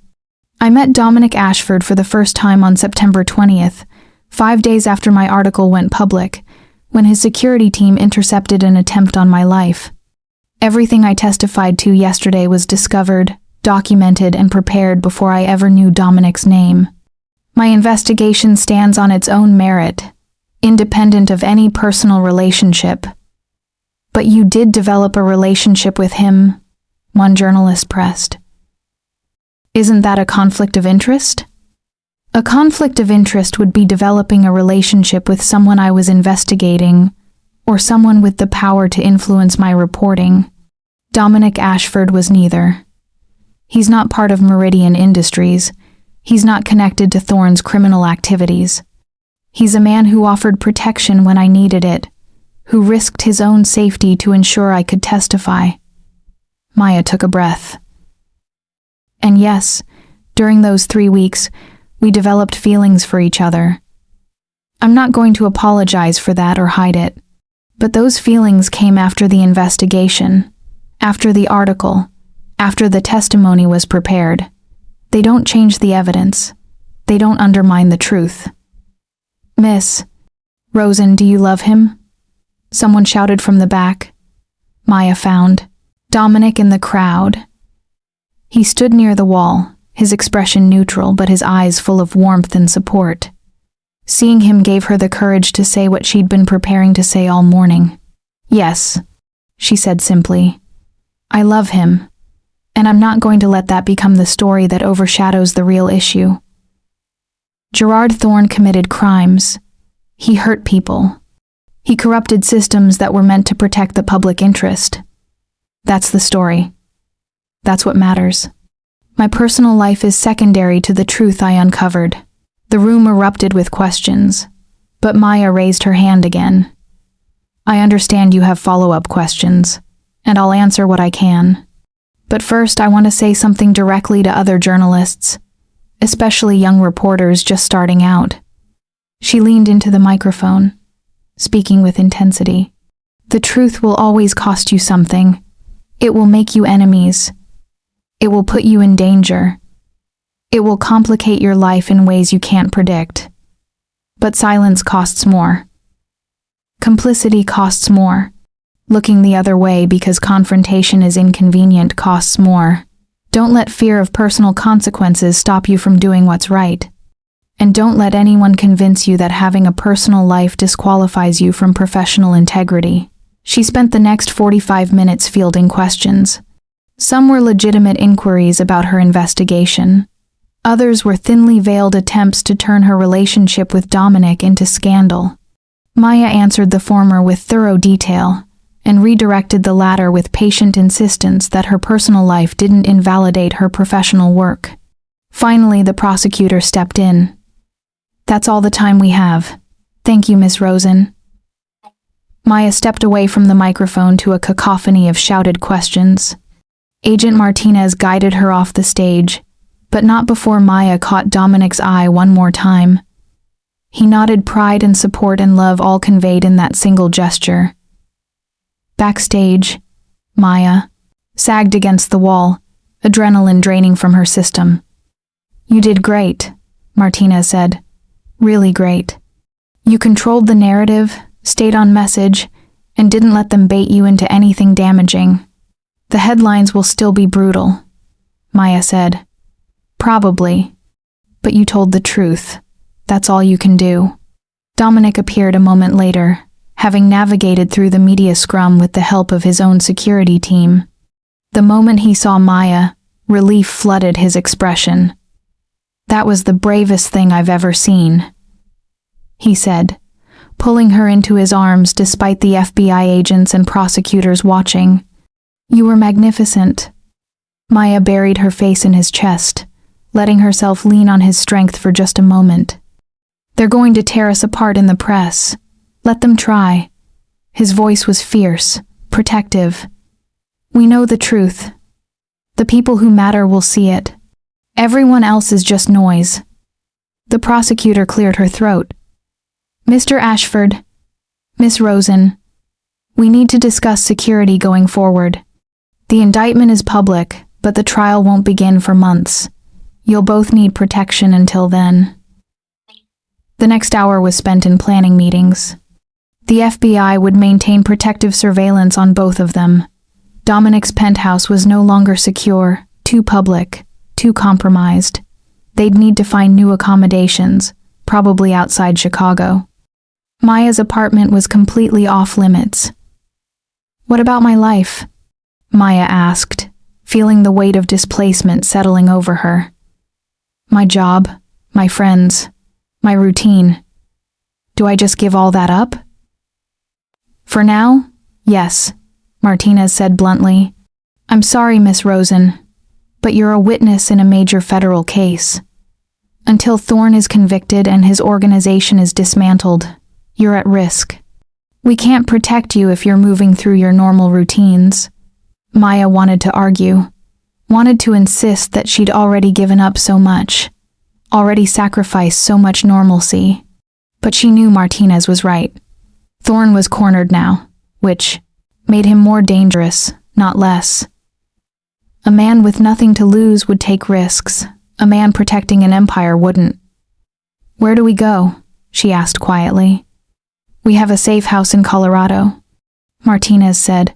"Remote, secure, comfortable. You can work remotely, right? Continue your journalism if you want. Mr. Ashford can manage his business affairs from there. It's not ideal, but it's safe." Colorado. Thousands of miles from Chicago. From everything familiar. Maya looked at Dominic, saw her own uncertainty reflected in his eyes. "Together?" she asked, the question carrying weight beyond geography. "Together," he confirmed without hesitation. "Wherever you go, I go." Martinez glanced between them, something almost like sympathy crossing her face. "You two really did fall in love, didn't you? This isn't an act or a cover story." "No," Maya said simply. "It's not an act. It's the most real thing in my life right now." "Then I guess you're going to Colorado together." Martinez pulled out her phone. "I'll make the arrangements." "You leave tonight." The media firestorm was immediate and vicious. By that evening, every major news outlet had run stories about Maya's testimony and her relationship with Dominic. The headlines ranged from supportive, "Brave journalist takes down corrupt empire," to scandalous billionaire's secret lover testifies against business rival, to outright accusatory. Did romance compromise investigation? Maya forced herself to read them all, sitting in another anonymous safe house while they waited for transport to Colorado. Each article was a reminder of how easily truth could be twisted, how personal details could be weaponized, how the most important parts of a story could be buried under speculation about the least important. "You need to stop reading those," Dominic said, taking her phone gently from her hands. "They don't matter." "They do matter. This is my reputation, my credibility, everything I've worked for. Your reputation is built on the quality of your work, not on what tabloids speculate about your personal life." He knelt in front of where she sat on the couch, his hands framing her face. "Maya, you exposed a massive criminal conspiracy. You provided evidence that led to a federal indictment. You risked your life for truth. That's your reputation. Not some gossip columnist's opinion about whether it's appropriate for you to fall in love. But what if they're right?" The question came out small, vulnerable. "What if loving you does compromise my objectivity? What if I can't be trusted to investigate powerful people anymore because I'm in a relationship with one?" Dominic's expression softened. Do you trust yourself to maintain integrity? Yes. Do you believe you'd suppress a story or hide evidence to protect me if I did something wrong? No. Never. Then that's all that matters. Maya, loving someone doesn't mean abandoning your principles. It means finding someone whose principles align with yours. I fell in love with you because of your integrity, not despite it. I would never want you to compromise that. And if you ever discover I'm doing something unethical, I expect you to expose it. Relationship be damned. Despite everything, Maya smiled. You're basically asking me to promise to destroy you if you turn evil. Yes, because that's what keeps people honest. Knowing someone they love will hold them accountable. His thumbs brushed her cheeks. We keep each other honest, Maya. That's what love does when it's real. She kissed him then, grateful and overwhelmed and so in love it terrified her. When they broke apart, she rested her forehead against his. Colorado, huh? Apparently, it's very beautiful this time of year. I've never been. Neither have I. We can explore it together. He smiled, and it was warm and genuine and full of promise. Make new memories. Build something that's ours, not just a response to crisis. That sounds nice, Maya admitted. Terrifying, but nice. Everything worth doing is terrifying, Dominic said. That's how you know it matters. Agent Martinez appeared in the doorway. Transport's ready. We need to move. They gathered the few belongings they'd accumulated, said goodbye to the FBI team that had protected them, and stepped out into the October night. The city lights glittered in the distance. Chicago. The place where their lives had imploded and reformed in the space of 3 weeks. As they drove away from the safe house, away from the city, away from everything familiar, Maya took Dominic's hand. No matter what happens next, she said quietly, I'm glad it's with you. Me too, he replied, squeezing her fingers. Me too. Behind them, Chicago disappeared into the darkness. Ahead, Colorado waited with the promise of safety and space and time to figure out what they were building together. And for the first time in weeks, Maya felt something she'd almost forgotten. Hope. Chapter 9. Finding Normal. The Colorado safe house wasn't what Maya expected. Instead of a bunker or a nondescript suburban home, it turned out to be a sprawling cabin in the mountains, surrounded by pine trees and autumn colors, with views that stretched for miles. It was isolated, the nearest town was 40 minutes away, but it was also beautiful in a way that made Maya's journalist instincts quiet for the first time in months. Well, this is where we're hiding? She asked as they pulled up the winding driveway.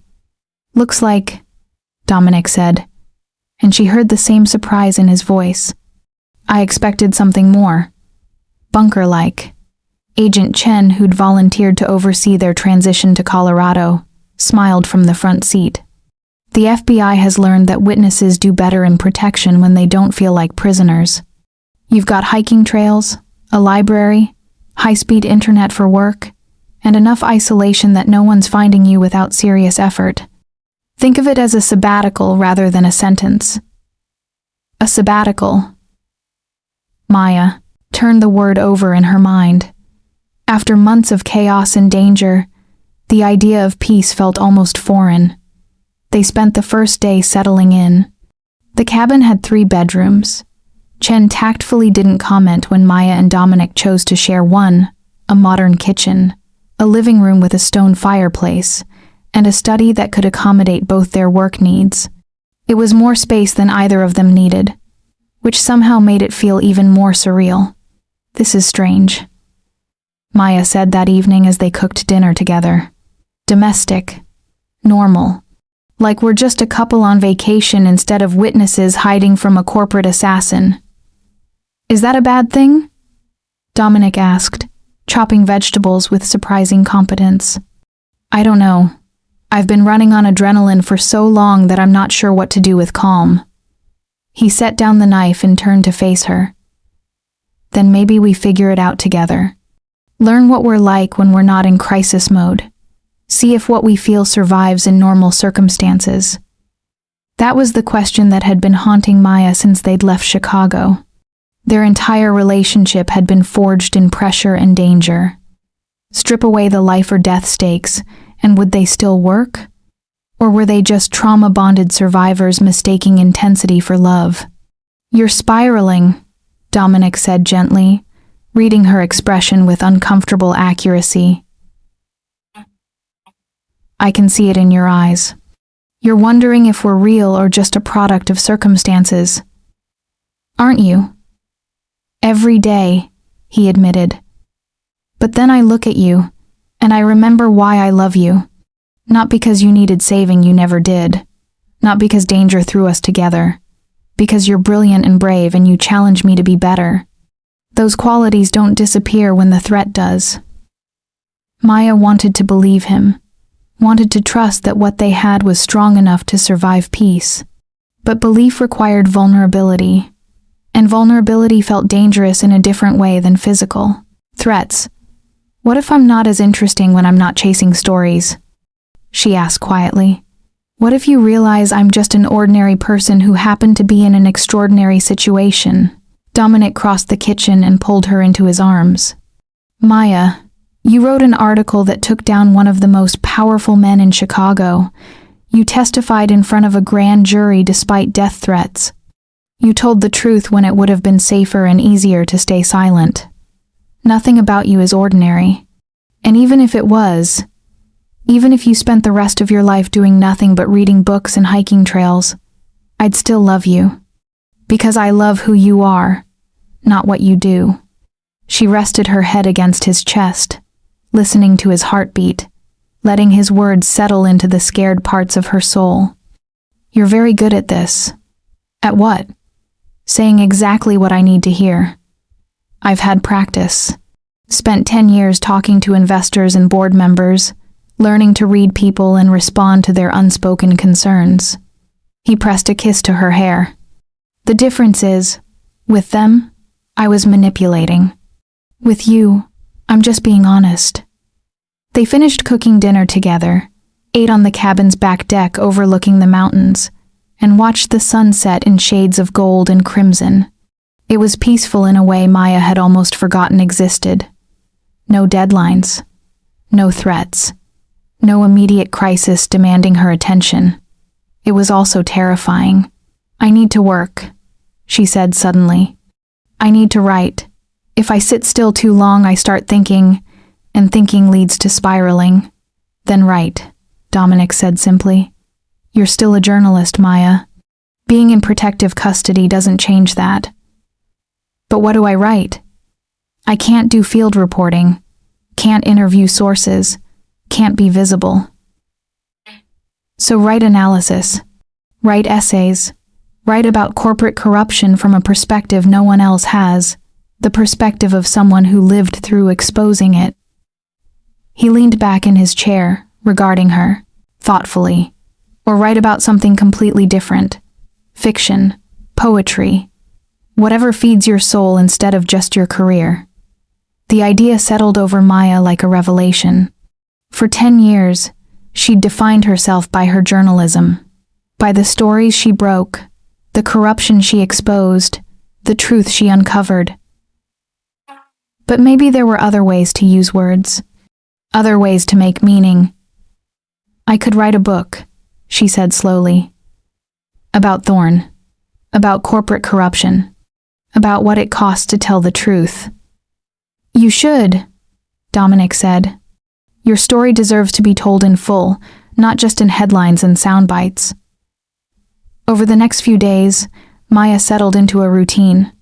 She woke early, made coffee, and wrote for several hours while Dominic managed his business affairs from the study.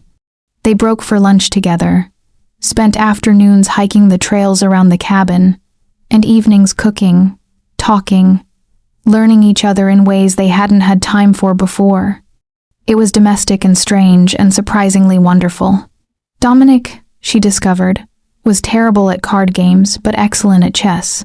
He liked documentary films and had strong opinions about coffee preparation. He read voraciously, mostly non-fiction about economics and history, and had a dry sense of humor that emerged when he felt safe enough to let his guard down. Maya learned that she liked morning quiet and didn't mind silence when it was companionable rather than tense. She learned that cooking could be meditative instead of just necessary. She learned that she didn't need constant crisis to feel purposeful, that writing and thinking and growing could be their own form of meaningful work. They learned each other's rhythms and habits and quirks. The way Dominic rubbed his temples when stressed. The way Maya paced when thinking through a complex problem. The way they both reached for each other in sleep, unconsciously seeking connection even in unconsciousness. But the peace couldn't last forever. 2 weeks into their Colorado exile, Agent Chen arrived with news. Thorne's trial date has been set, she said, spreading documents across the cabin's dining table. 6 months from now, you'll both need to testify again, this time in open court. Maya's stomach clenched. She'd known this was coming. Had known the grand jury testimony was just the beginning. But 6 months had seemed far enough away to ignore. Now it was real. Approaching. Inevitable. What does that mean for us? Dominic asked. You stay here until the trial. Continue protective custody. Minimize contact with the outside world. The prosecutors will want to prepare you starting in about 4 months. Chen's expression was sympathetic. I know it's not ideal. But Thorne's legal team is already trying to discredit Maya's testimony. They're claiming she was coerced, that her relationship with you compromised her objectivity, that she fabricated evidence. The prosecutors need you both locked down tight to prevent any appearance of impropriety. So we're trapped here for 6 months, Maya said flatly. You're protected here for 6 months, Chen corrected. There's a difference. After Chen left, Maya stood at the cabin windows, staring out at the mountains that had started to feel like home. 6 more months of isolation. 6 more months before she could reclaim her life. 6 more months of this strange limbo between crisis and normalcy. Hey, Dominic said softly, coming up behind her. Talk to me. I'm tired, Maya admitted. Tired of being afraid. Tired of hiding. Tired of my entire life revolving around Gerard Thorne and what he did and whether I'm safe. I want to go home. I want to see my friends. I want to walk down a street without looking over my shoulder. I know. His arms wrapped around her from behind, solid and comforting. I know it's hard. Is it hard for you? She turned in his arms to face him. You've given up everything. Your penthouse. Your business presence. Your entire life. Are you angry about that?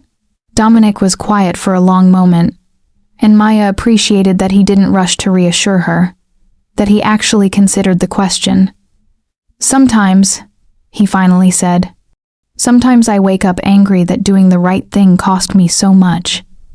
Angry that corruption flourishes while the people who fight it have to hide. Angry that Thorne gets lawyers and appeals while we get isolation. He cupped her face. But then I remember why we're here. What we accomplished. And I remember that I'd rather be here with you, doing the right thing, than in my penthouse pretending everything's fine while evil goes unchallenged. You're very noble. I'm very in love, he corrected. Noble would be easier. Noble doesn't wake me up at night worried about whether you're happy. Whether this is enough. Whether I'm enough. The admission surprised her. Dominic always seemed so confident, so self-assured. Hearing his vulnerability made her love him more fiercely. You're enough, she said firmly. More than enough. Dominic, I chose you. Not because circumstances forced us together, but because when I could have walked away, when I could have let the FBI handle everything without you, I chose to have you in my life. That choice matters. You chose me, he repeated, like the words were precious. I chose you. I choose you. I'll keep choosing you. She kissed him softly. 6 more months, we can do this. And then we testify. Thorn goes to prison, and we get to figure out what our lives look like on the other side. What do you want it to look like? Dominic asked. The other side? Maya thought about that. Thought about what she wanted beyond safety, beyond vindication, beyond all the immediate concerns that had consumed her for months. I want to keep writing, she said. Finish the book. Maybe start another. I want to go back to journalism eventually. But on my terms. Telling stories that matter. I want. She hesitated, then pushed through the vulnerability. I want you. A real relationship, not just crisis partnership. I want to wake up next to you and have it be normal instead of extraordinary. I want boring domesticity and Sunday mornings and arguments about whose turn it is to do dishes. Dominic smiled, warm and genuine. That sounds perfect. Absolutely perfect. What do you want? Same thing, he said simply. You, a life, peace. Maybe we stay in Colorado. Maybe we go back to Chicago. Maybe we go somewhere completely new. As long as it's together, I don't care where we are. They stood at the windows holding each other as the sun set over the mountains, and Maya felt something settle in her chest. This was real. What they had, what they were building, it was real and strong and worth protecting, not just from external threats, but from internal doubts, from fear, from the voice that whispered that happiness was temporary. 6 more months felt manageable when she had someone to face them with. 6 more months was just the next chapter, not the whole story, and Maya had always been good at writing her way through difficult chapters. Chapter 10. The World Finds Out. 3 months into their Colorado exile, Maya's book was nearly finished. She'd written with a fury she hadn't experienced since her initial investigation, pouring everything into the manuscript, her fear, her determination, her anger at systems that protected the powerful at the expense of truth. The book was raw and honest and unflinching, and she knew it would cause another media storm when it published. But that was a problem for future Maya. Present Maya was hiking through October snow with Dominic, enjoying the early winter that had come to the mountains. They'd developed a routine: work in the mornings, hike in the afternoons, cook and read and talk in the evenings. It was peaceful in a way Maya had never experienced. It was also the calm before another storm. They returned to the cabin to find Agent Chen waiting with an expression Maya had learned meant complicated news. What now? Maya asked, brushing snow from her jacket. The trial date got moved up, Chen said without preamble. 3 months instead of 6. Thorn's legal team is pushing for a speedy trial, probably hoping to catch the prosecutors underprepared, which means you're testifying in January. Maya's stomach dropped. January was only 2 months away. 2 months before she had to face Thorn in open court. 2 months before the media circus would begin again. 2 months before her carefully constructed piece shattered. Can the prosecutors be ready that fast? Dominic asked. They're scrambling. But yes, they've been preparing since the indictment. The bigger question is whether you two are ready. Chen looked between them. This will be different from the grand jury. Thorn's attorneys will cross-examine you. They'll try to discredit you, poke holes in your testimony, make you look biased or unreliable. They'll bring up your relationship, your living arrangements, every detail of your life that they can twist into something ugly. So, business as usual, Maya said dryly. Worse than usual. This is a trial. Every word you say is on the record. Every expression is analyzed. One wrong answer, one moment of uncertainty, and Thorn's lawyers will exploit it. Chen pulled out a folder. The prosecutors want you both in Chicago in 3 weeks to begin trial prep. Intensive questioning, mock cross-examinations, media training, the works. 3 weeks. Maya had gotten used to thinking in terms of months.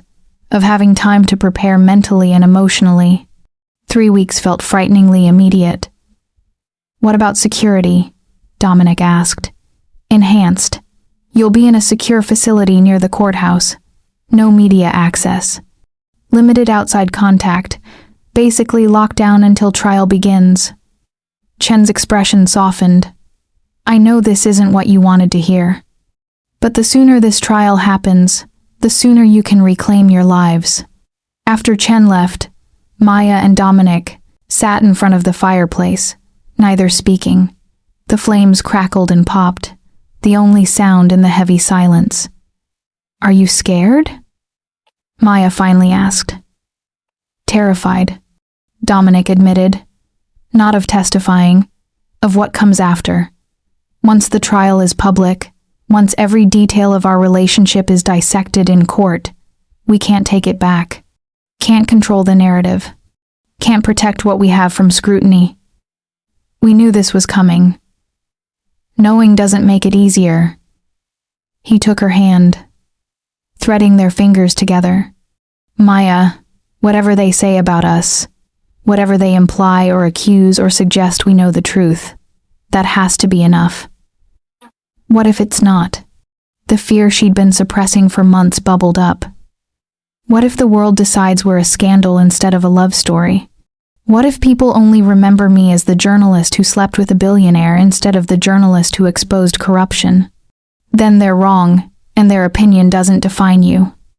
Dominic pulled her closer. You are one of the most talented, principled journalists of your generation. You risked everything for truth. That's your legacy, not gossip about your personal life. You have to say that. You love me.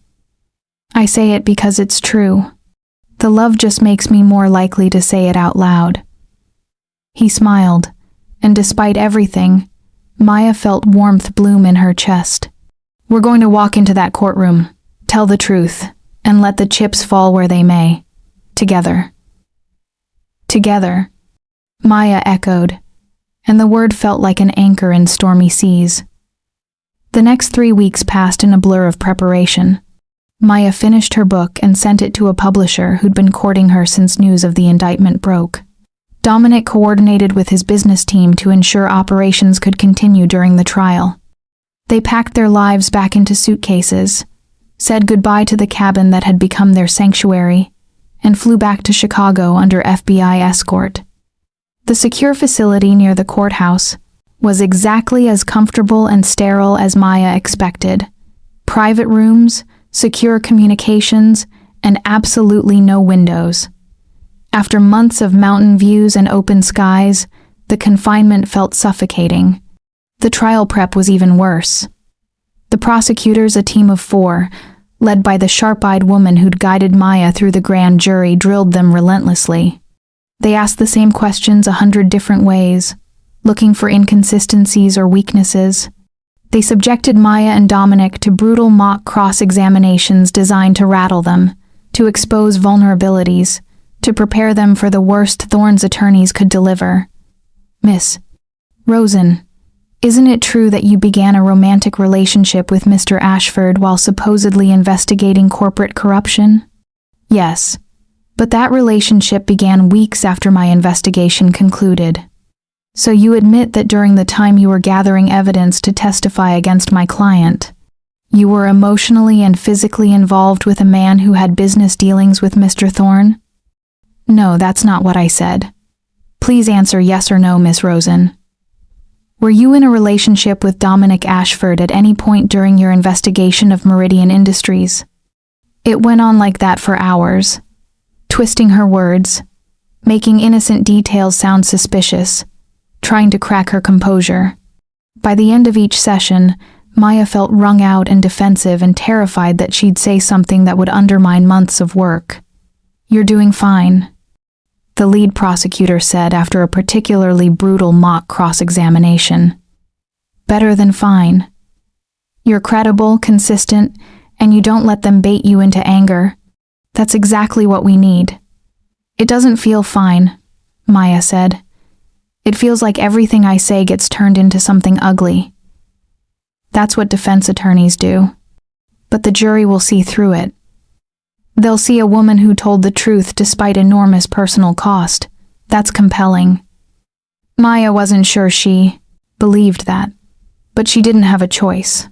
The trial was days away now. Ready or not, she'd be taking the stand. The night before trial began, Maya couldn't sleep. She lay in bed staring at the ceiling, running through testimony in her mind, imagining everything that could go wrong. A knock at her door made her jump.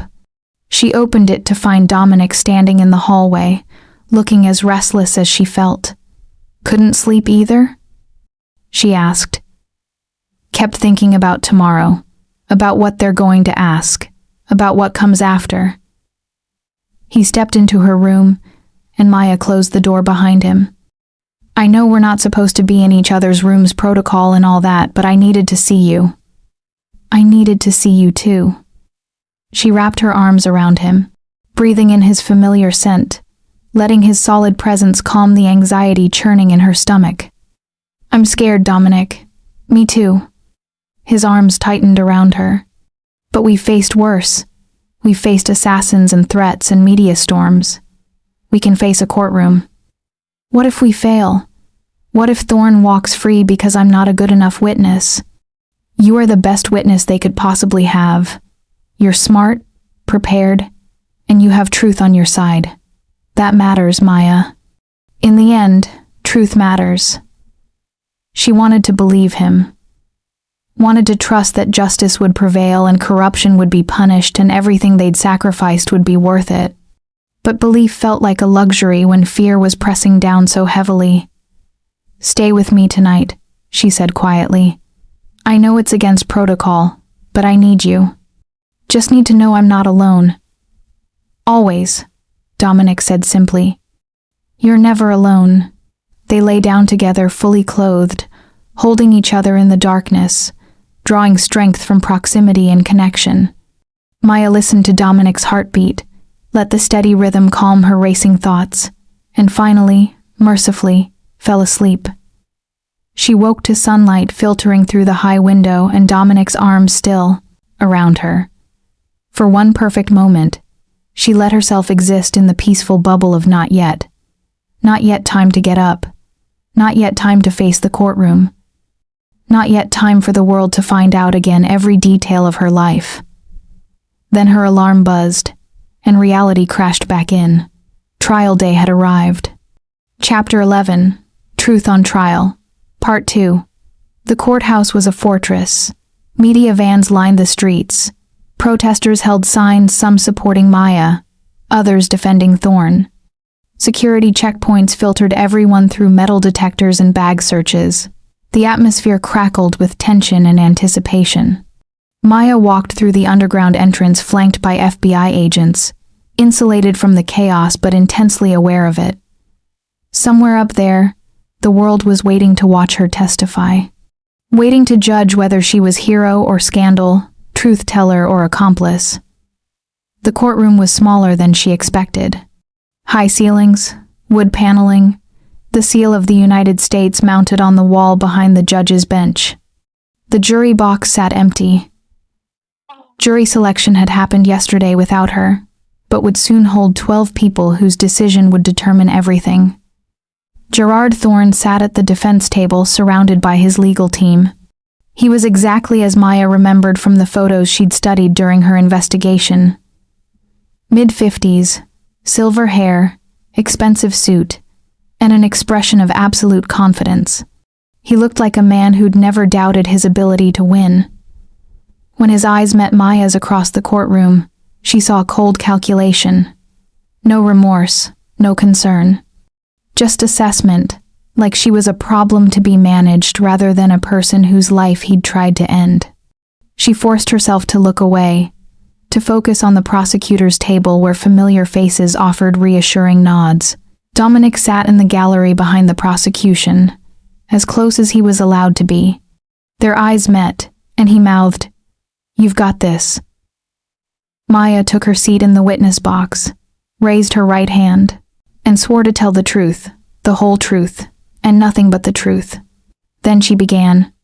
The prosecutors led her through the same testimony she'd given the grand jury, but with more detail, more context, more emotion.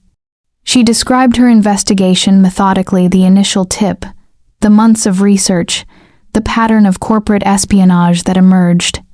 She explained how shell companies hid money trails, how bribes corrupted officials, how Thorne orchestrated everything from the top. For 3 hours she spoke. The jury listened with focused attention. Some took notes. Others just watched her face, seeming to assess her credibility through observation alone. Then came the cross-examination. Thorne's lead attorney was a woman in her 60s with steel-gray hair and a smile that didn't reach her eyes.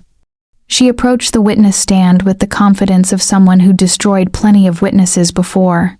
"Miss Rosen," she began, her voice syrupy sweet. "You've presented quite a story, very dramatic, very compelling, but I have to wonder how much of it is truth, and how much is narrative crafted to serve your agenda." "Everything I testified to is documented and verifiable," Maya said evenly. "I provided sources for every claim." "Ah, yes. Your sources. Anonymous sources, mostly. People who can't be cross-examined or verified. How convenient. They're anonymous because they fear retaliation. That fear is well-founded, considering what happened to me when I published. Yes, let's talk about what happened to you." The attorney's smile sharpened. "You claim you were threatened, that attempts were made on your life. But isn't it true that you never filed police reports for most of these alleged incidents?" "I reported everything to law enforcement. Sometimes that meant FBI instead of local police, but—" "Answer the question, Miss Rosen. Did you or did you not file formal police reports for every incident you claim occurred?" Maya's hands clenched in her lap. This was exactly what they'd prepared for the twisting of context, the focus on technicalities rather than substance. "No, I didn't file formal police reports for every incident, because I was in hiding and formal reports would have compromised my location. Or perhaps these incidents didn't happen at all. Perhaps you exaggerated the danger to gain sympathy and credibility."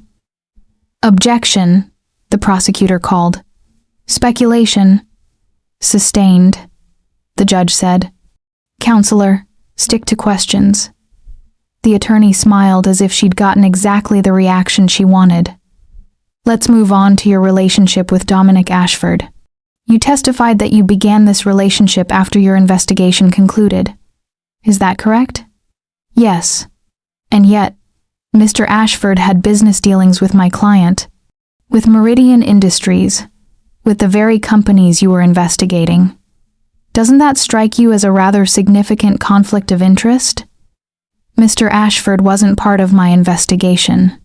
His business dealings were tangential at best, and, Miss Rosen, yes or no, did Dominic Ashford have business relationships with entities connected to your investigation?" Maya took a breath, remembering the prosecutor's coaching. "Don't get defensive. State facts.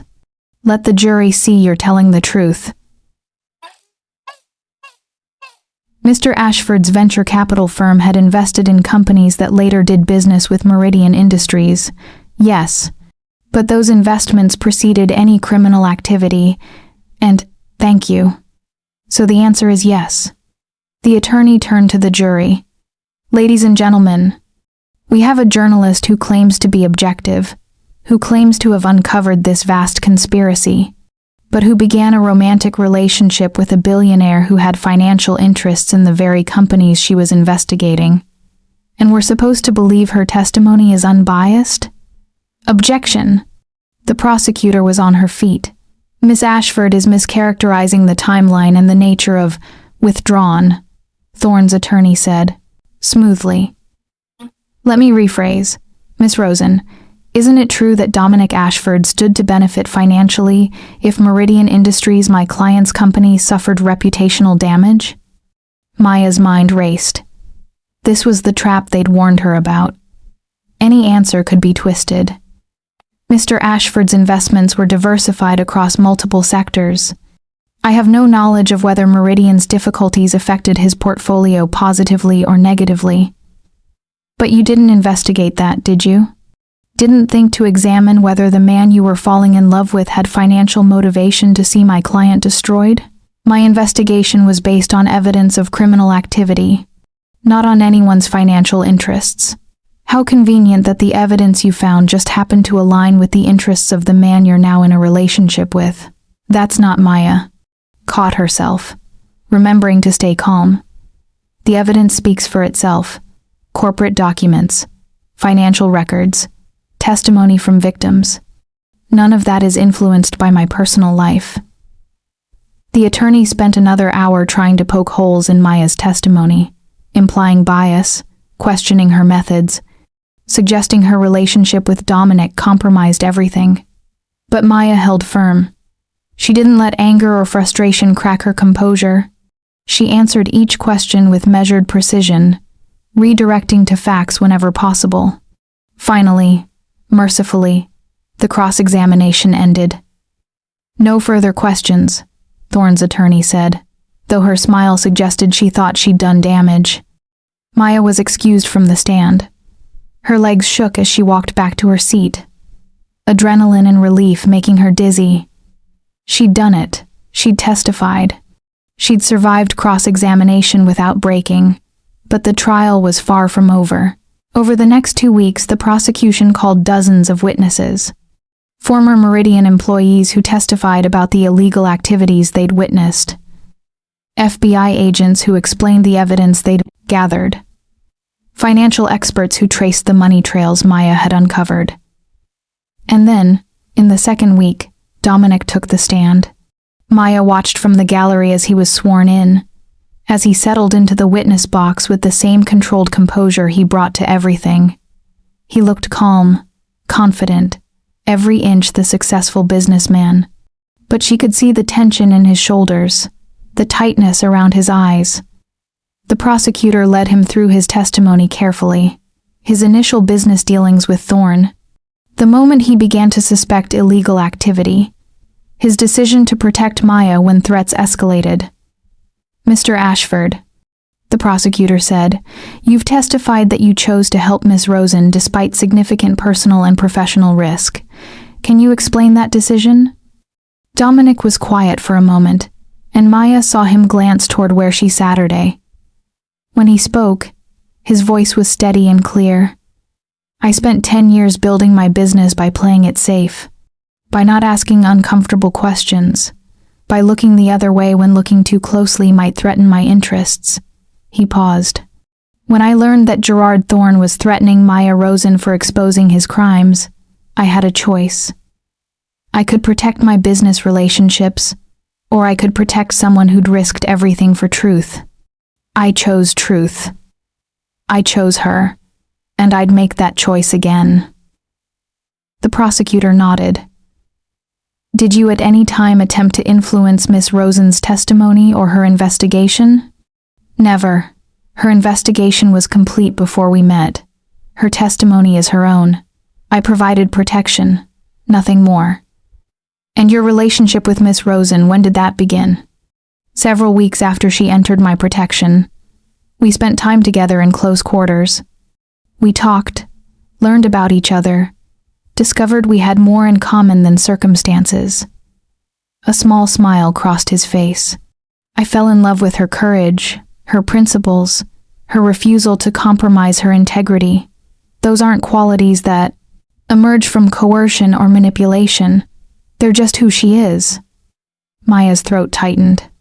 Hearing Dominic speak about her so openly, so honestly, in front of a courtroom full of strangers and cameras, it was vulnerable and brave and everything she loved about him. Then Thorne's attorney stood for cross-examination, and Maya's stomach clenched. Mr. Ashford, the attorney began, you've painted a very romantic picture. The noble billionaire protecting the brave journalist. It's quite a story. But let's talk about what you stood to gain from my client's downfall. I stood to gain nothing. Really? Your venture capital firm held significant investments in companies that competed with Meridian Industries. Companies that would benefit enormously if Meridian's reputation was destroyed. Isn't that true? My firm holds diversified investments across multiple sectors, yes. And didn't those investments increase in value after Miss Rosen's article was published? After Meridian's stock price plummeted? Dominic's expression remained neutral. Some investments fluctuate, that's the nature of markets. But I didn't protect Maya to benefit my portfolio. I protected her because it was right. How noble! The attorney's voice dripped sarcasm. Or perhaps you saw an opportunity. A vulnerable journalist, a convenient romance, and a perfect cover for eliminating a business rival. That's not what happened, isn't it? You took Miss Rosen into your home. You isolated her from other potential protectors. You influenced her testimony preparation. And now you expect us to believe you had no ulterior motives? I expect you to look at the evidence, Dominic said, his voice hardening. Every document Maya presented is independently verifiable. Every claim she made is supported by facts that existed before she ever knew my name. Our relationship doesn't change the truth of what your client did. The attorney tried several more angles, but Dominic held firm. He didn't let her bait him into anger or defensive explanations. He simply repeated the facts. Maya's investigation was independent, the evidence was solid, and their relationship emerged after the truth was already established. When he was finally dismissed, Dominic walked past Maya's seat and their eyes met for just a moment. In that glance, she saw exhaustion and determination and love that made her chest ache. The trial continued for another week. The defense called their own witnesses character witnesses for Thorne, experts who disputed the prosecution's interpretation of documents. Former employees who claimed everything at Meridian was above board, but the evidence was overwhelming. No amount of spin could erase the paper trail Maya had uncovered. No amount of character testimony could explain away the corporate espionage, the bribes, the systematic corruption. Finally, after 3 weeks of testimony, both sides rested. The lawyers gave their closing arguments, the prosecution, painting Thorne as a corrupt businessman who thought himself above the law, the defense portraying him as a victim of a biased investigation driven by personal agendas. Then the jury retired to deliberate. Maya and Dominic waited in a private room near the courtroom, FBI agents standing guard outside. The wait was excruciating. Minutes felt like hours. Every sound in the hallway made Maya's pulse spike, certain it was the bailiff coming to say the jury had reached a verdict. What if they don't believe us? Maya whispered after 2 hours of silence. They will, Dominic said, but she heard the uncertainty beneath his confidence. But what if they don't? What if Thorne walks free and we sacrificed everything for nothing? Then we didn't sacrifice for nothing. We told the truth. We stood up to corruption. That matters, Maya, even if the outcome isn't what we hoped. She wanted to believe him, wanted to trust that doing right was its own reward. But she was exhausted and scared, and the weight of everything they'd been through pressed down like a physical force. Dominic pulled her into his arms, and she let herself lean on his strength. They'd faced so much together. Threats and trials and media storms. Surely they could face this too. After 4 hours, the bailiff finally knocked on the door. The jury has reached a verdict. Maya's heart stopped. This was it. The moment everything had been building toward. She took Dominic's hand, and together they walked back into the courtroom. The jury filed in, their expressions carefully neutral. The judge asked the foreman if they'd reached a verdict. We have, Your Honor.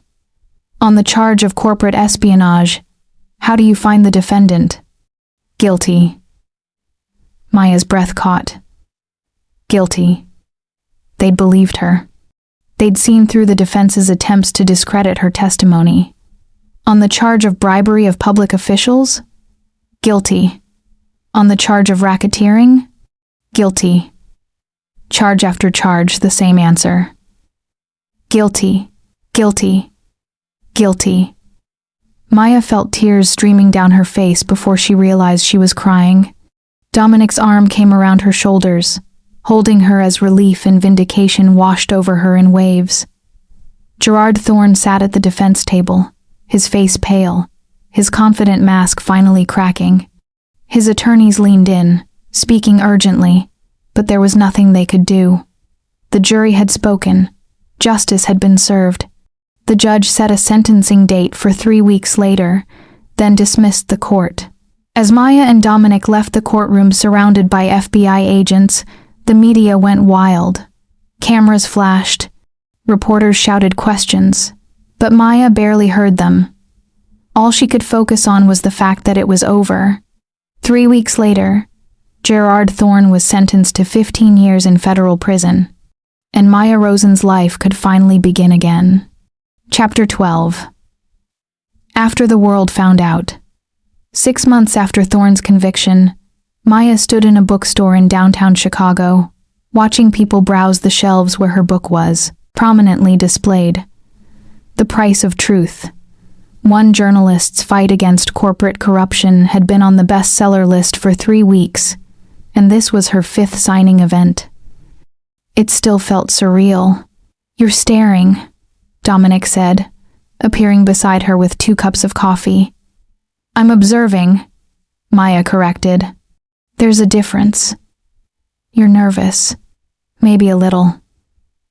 She accepted the coffee gratefully. What if no one shows up? What if the only reason the book sold well was morbid curiosity, and now that the trial is over, no one actually cares? Then we'll sit here for an hour drinking coffee and talking, which sounds like a perfectly nice afternoon to me. He smiled, and Maya felt her anxiety ease slightly. Before she could respond, the bookstore manager approached. "Miss Rosen, we're ready to start whenever you are. And just so you know, the line is already around the block." Maya's eyes widened. "The what?" She followed the manager to the front of the store and stared in disbelief. At least 100 people waited in line, clutching copies of her book. Young journalists and students, older professionals, people of all ages who'd apparently connected with her story. The signing lasted 3 hours. Maya talked with readers, answered questions about her investigation and the trial, and was humbled by how many people told her that her story had inspired them. Inspired them to speak up, to challenge corruption, to believe that truth mattered even when telling it came at a cost. "You changed my major," one college student said shyly. "I was studying business, but after reading your book, I switched to journalism. I want to tell stories that matter."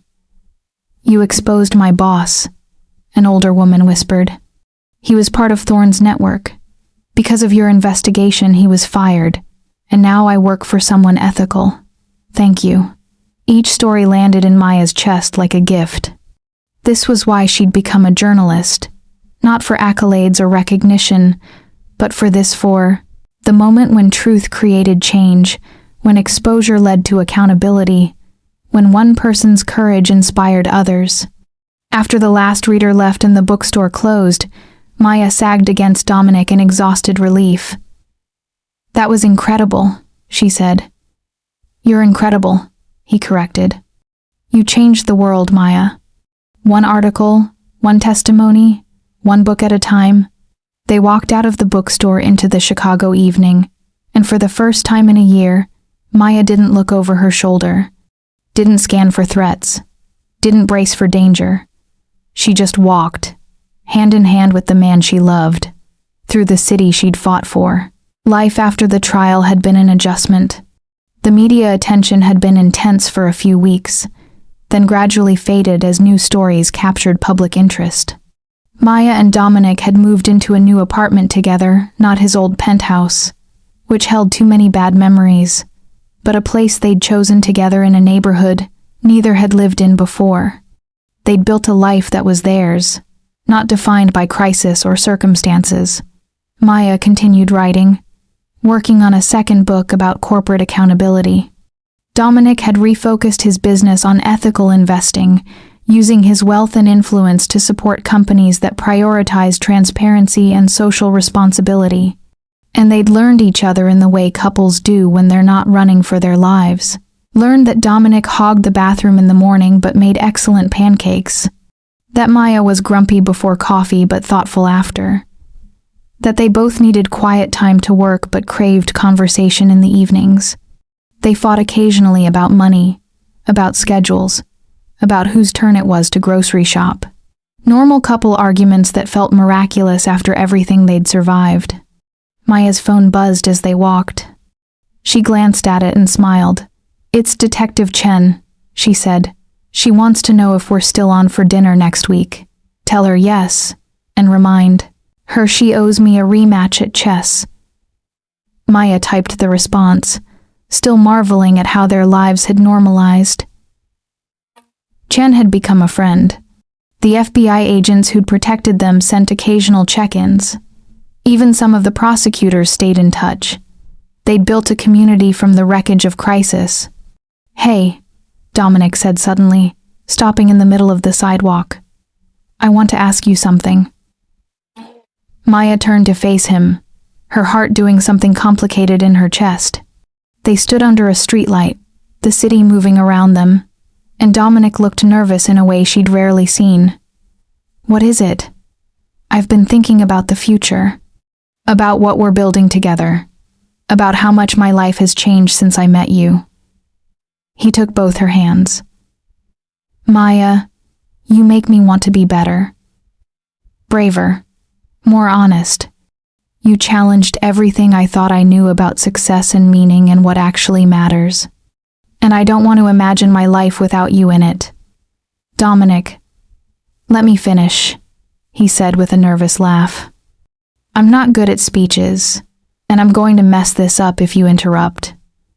Maya nodded, her throat suddenly tight. "I know we've only been together a year. I know most of that year was spent in crisis. I know we probably should wait longer, be more practical, follow all the normal relationship timelines." He pulled a small box from his pocket, and Maya's breath stopped. "But nothing about us has been normal, and I don't want to wait. I don't want to be practical. I want to spend the rest of my life with you. I want to wake up next to you every morning and know that whatever challenges we face, we're facing them together." He opened the box, revealing a simple, elegant ring that caught the streetlight. "Maya Rosen, will you marry me?" Maya stared at the ring, at Dominic's hopeful face, at the life they'd built from crisis and courage. She thought about everything they'd survived, everything they'd risked, everything they'd discovered about themselves and each other. She thought about the young journalist she'd been a year ago, so certain that work was everything, that personal connections were distractions, that she could face the world alone.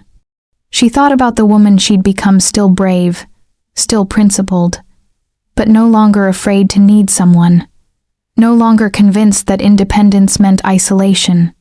"Yes," she said, and watched Dominic's face transform with joy. "Yes, I'll marry you. 1,000 times yes." He slipped the ring on her finger and kissed her, right there on the Chicago sidewalk, as people walked past and life continued around them. When they broke apart, both of them were crying and laughing simultaneously. "I love you," Dominic said. "I loved you when you were terrified and hiding in my penthouse. I loved you when you testified despite death threats. I love you now, when you're changing the world with your words. I'll love you tomorrow and every day after." "I love you too," Maya said. "I love that you risked everything for truth. I love that you make me feel safe and challenged simultaneously. I love that you're not afraid of my ambition or my principles or my complicated relationship with vulnerability. I love you, Dominic Ashford, and I can't wait to build a life with you." They walked home together, engaged and happy, and so in love it felt almost impossible. When they reached their apartment, Maya stood at the window looking out at the same city where she'd nearly died, where she'd found love, where she'd exposed corruption and testified and survived. "What are you thinking?"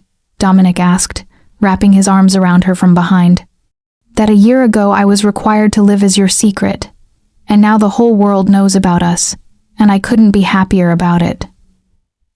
"The world found out," Dominic agreed. "And we survived. We more than survived, we thrived." Maya turned in his arms, studying his face in the city lights filtering through the windows. "What do you think happens next?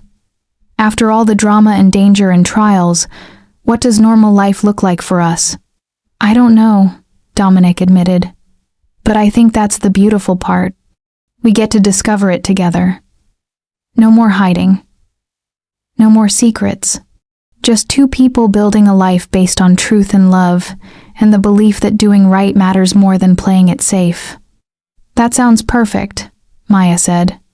"Terrifying, but perfect. Everything worth doing is terrifying. You taught me that."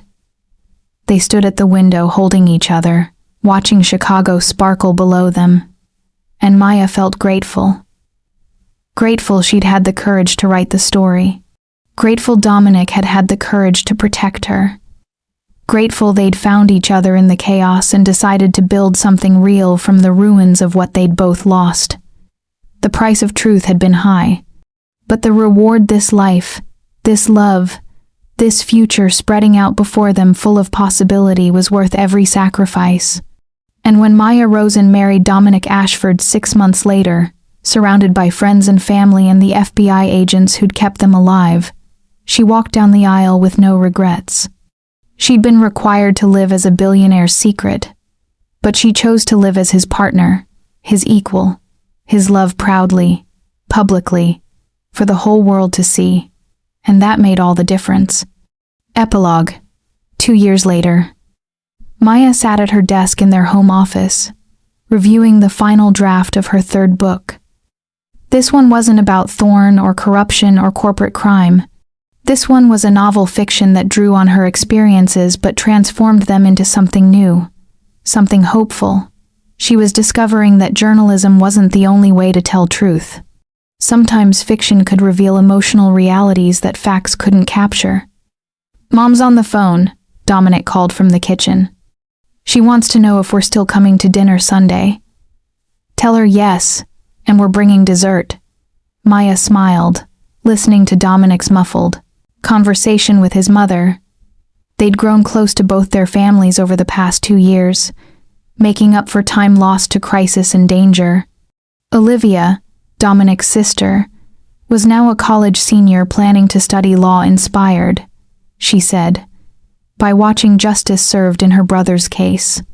Maya's parents had retired and moved closer to Chicago, wanting to be near their daughter now that her life was calmer.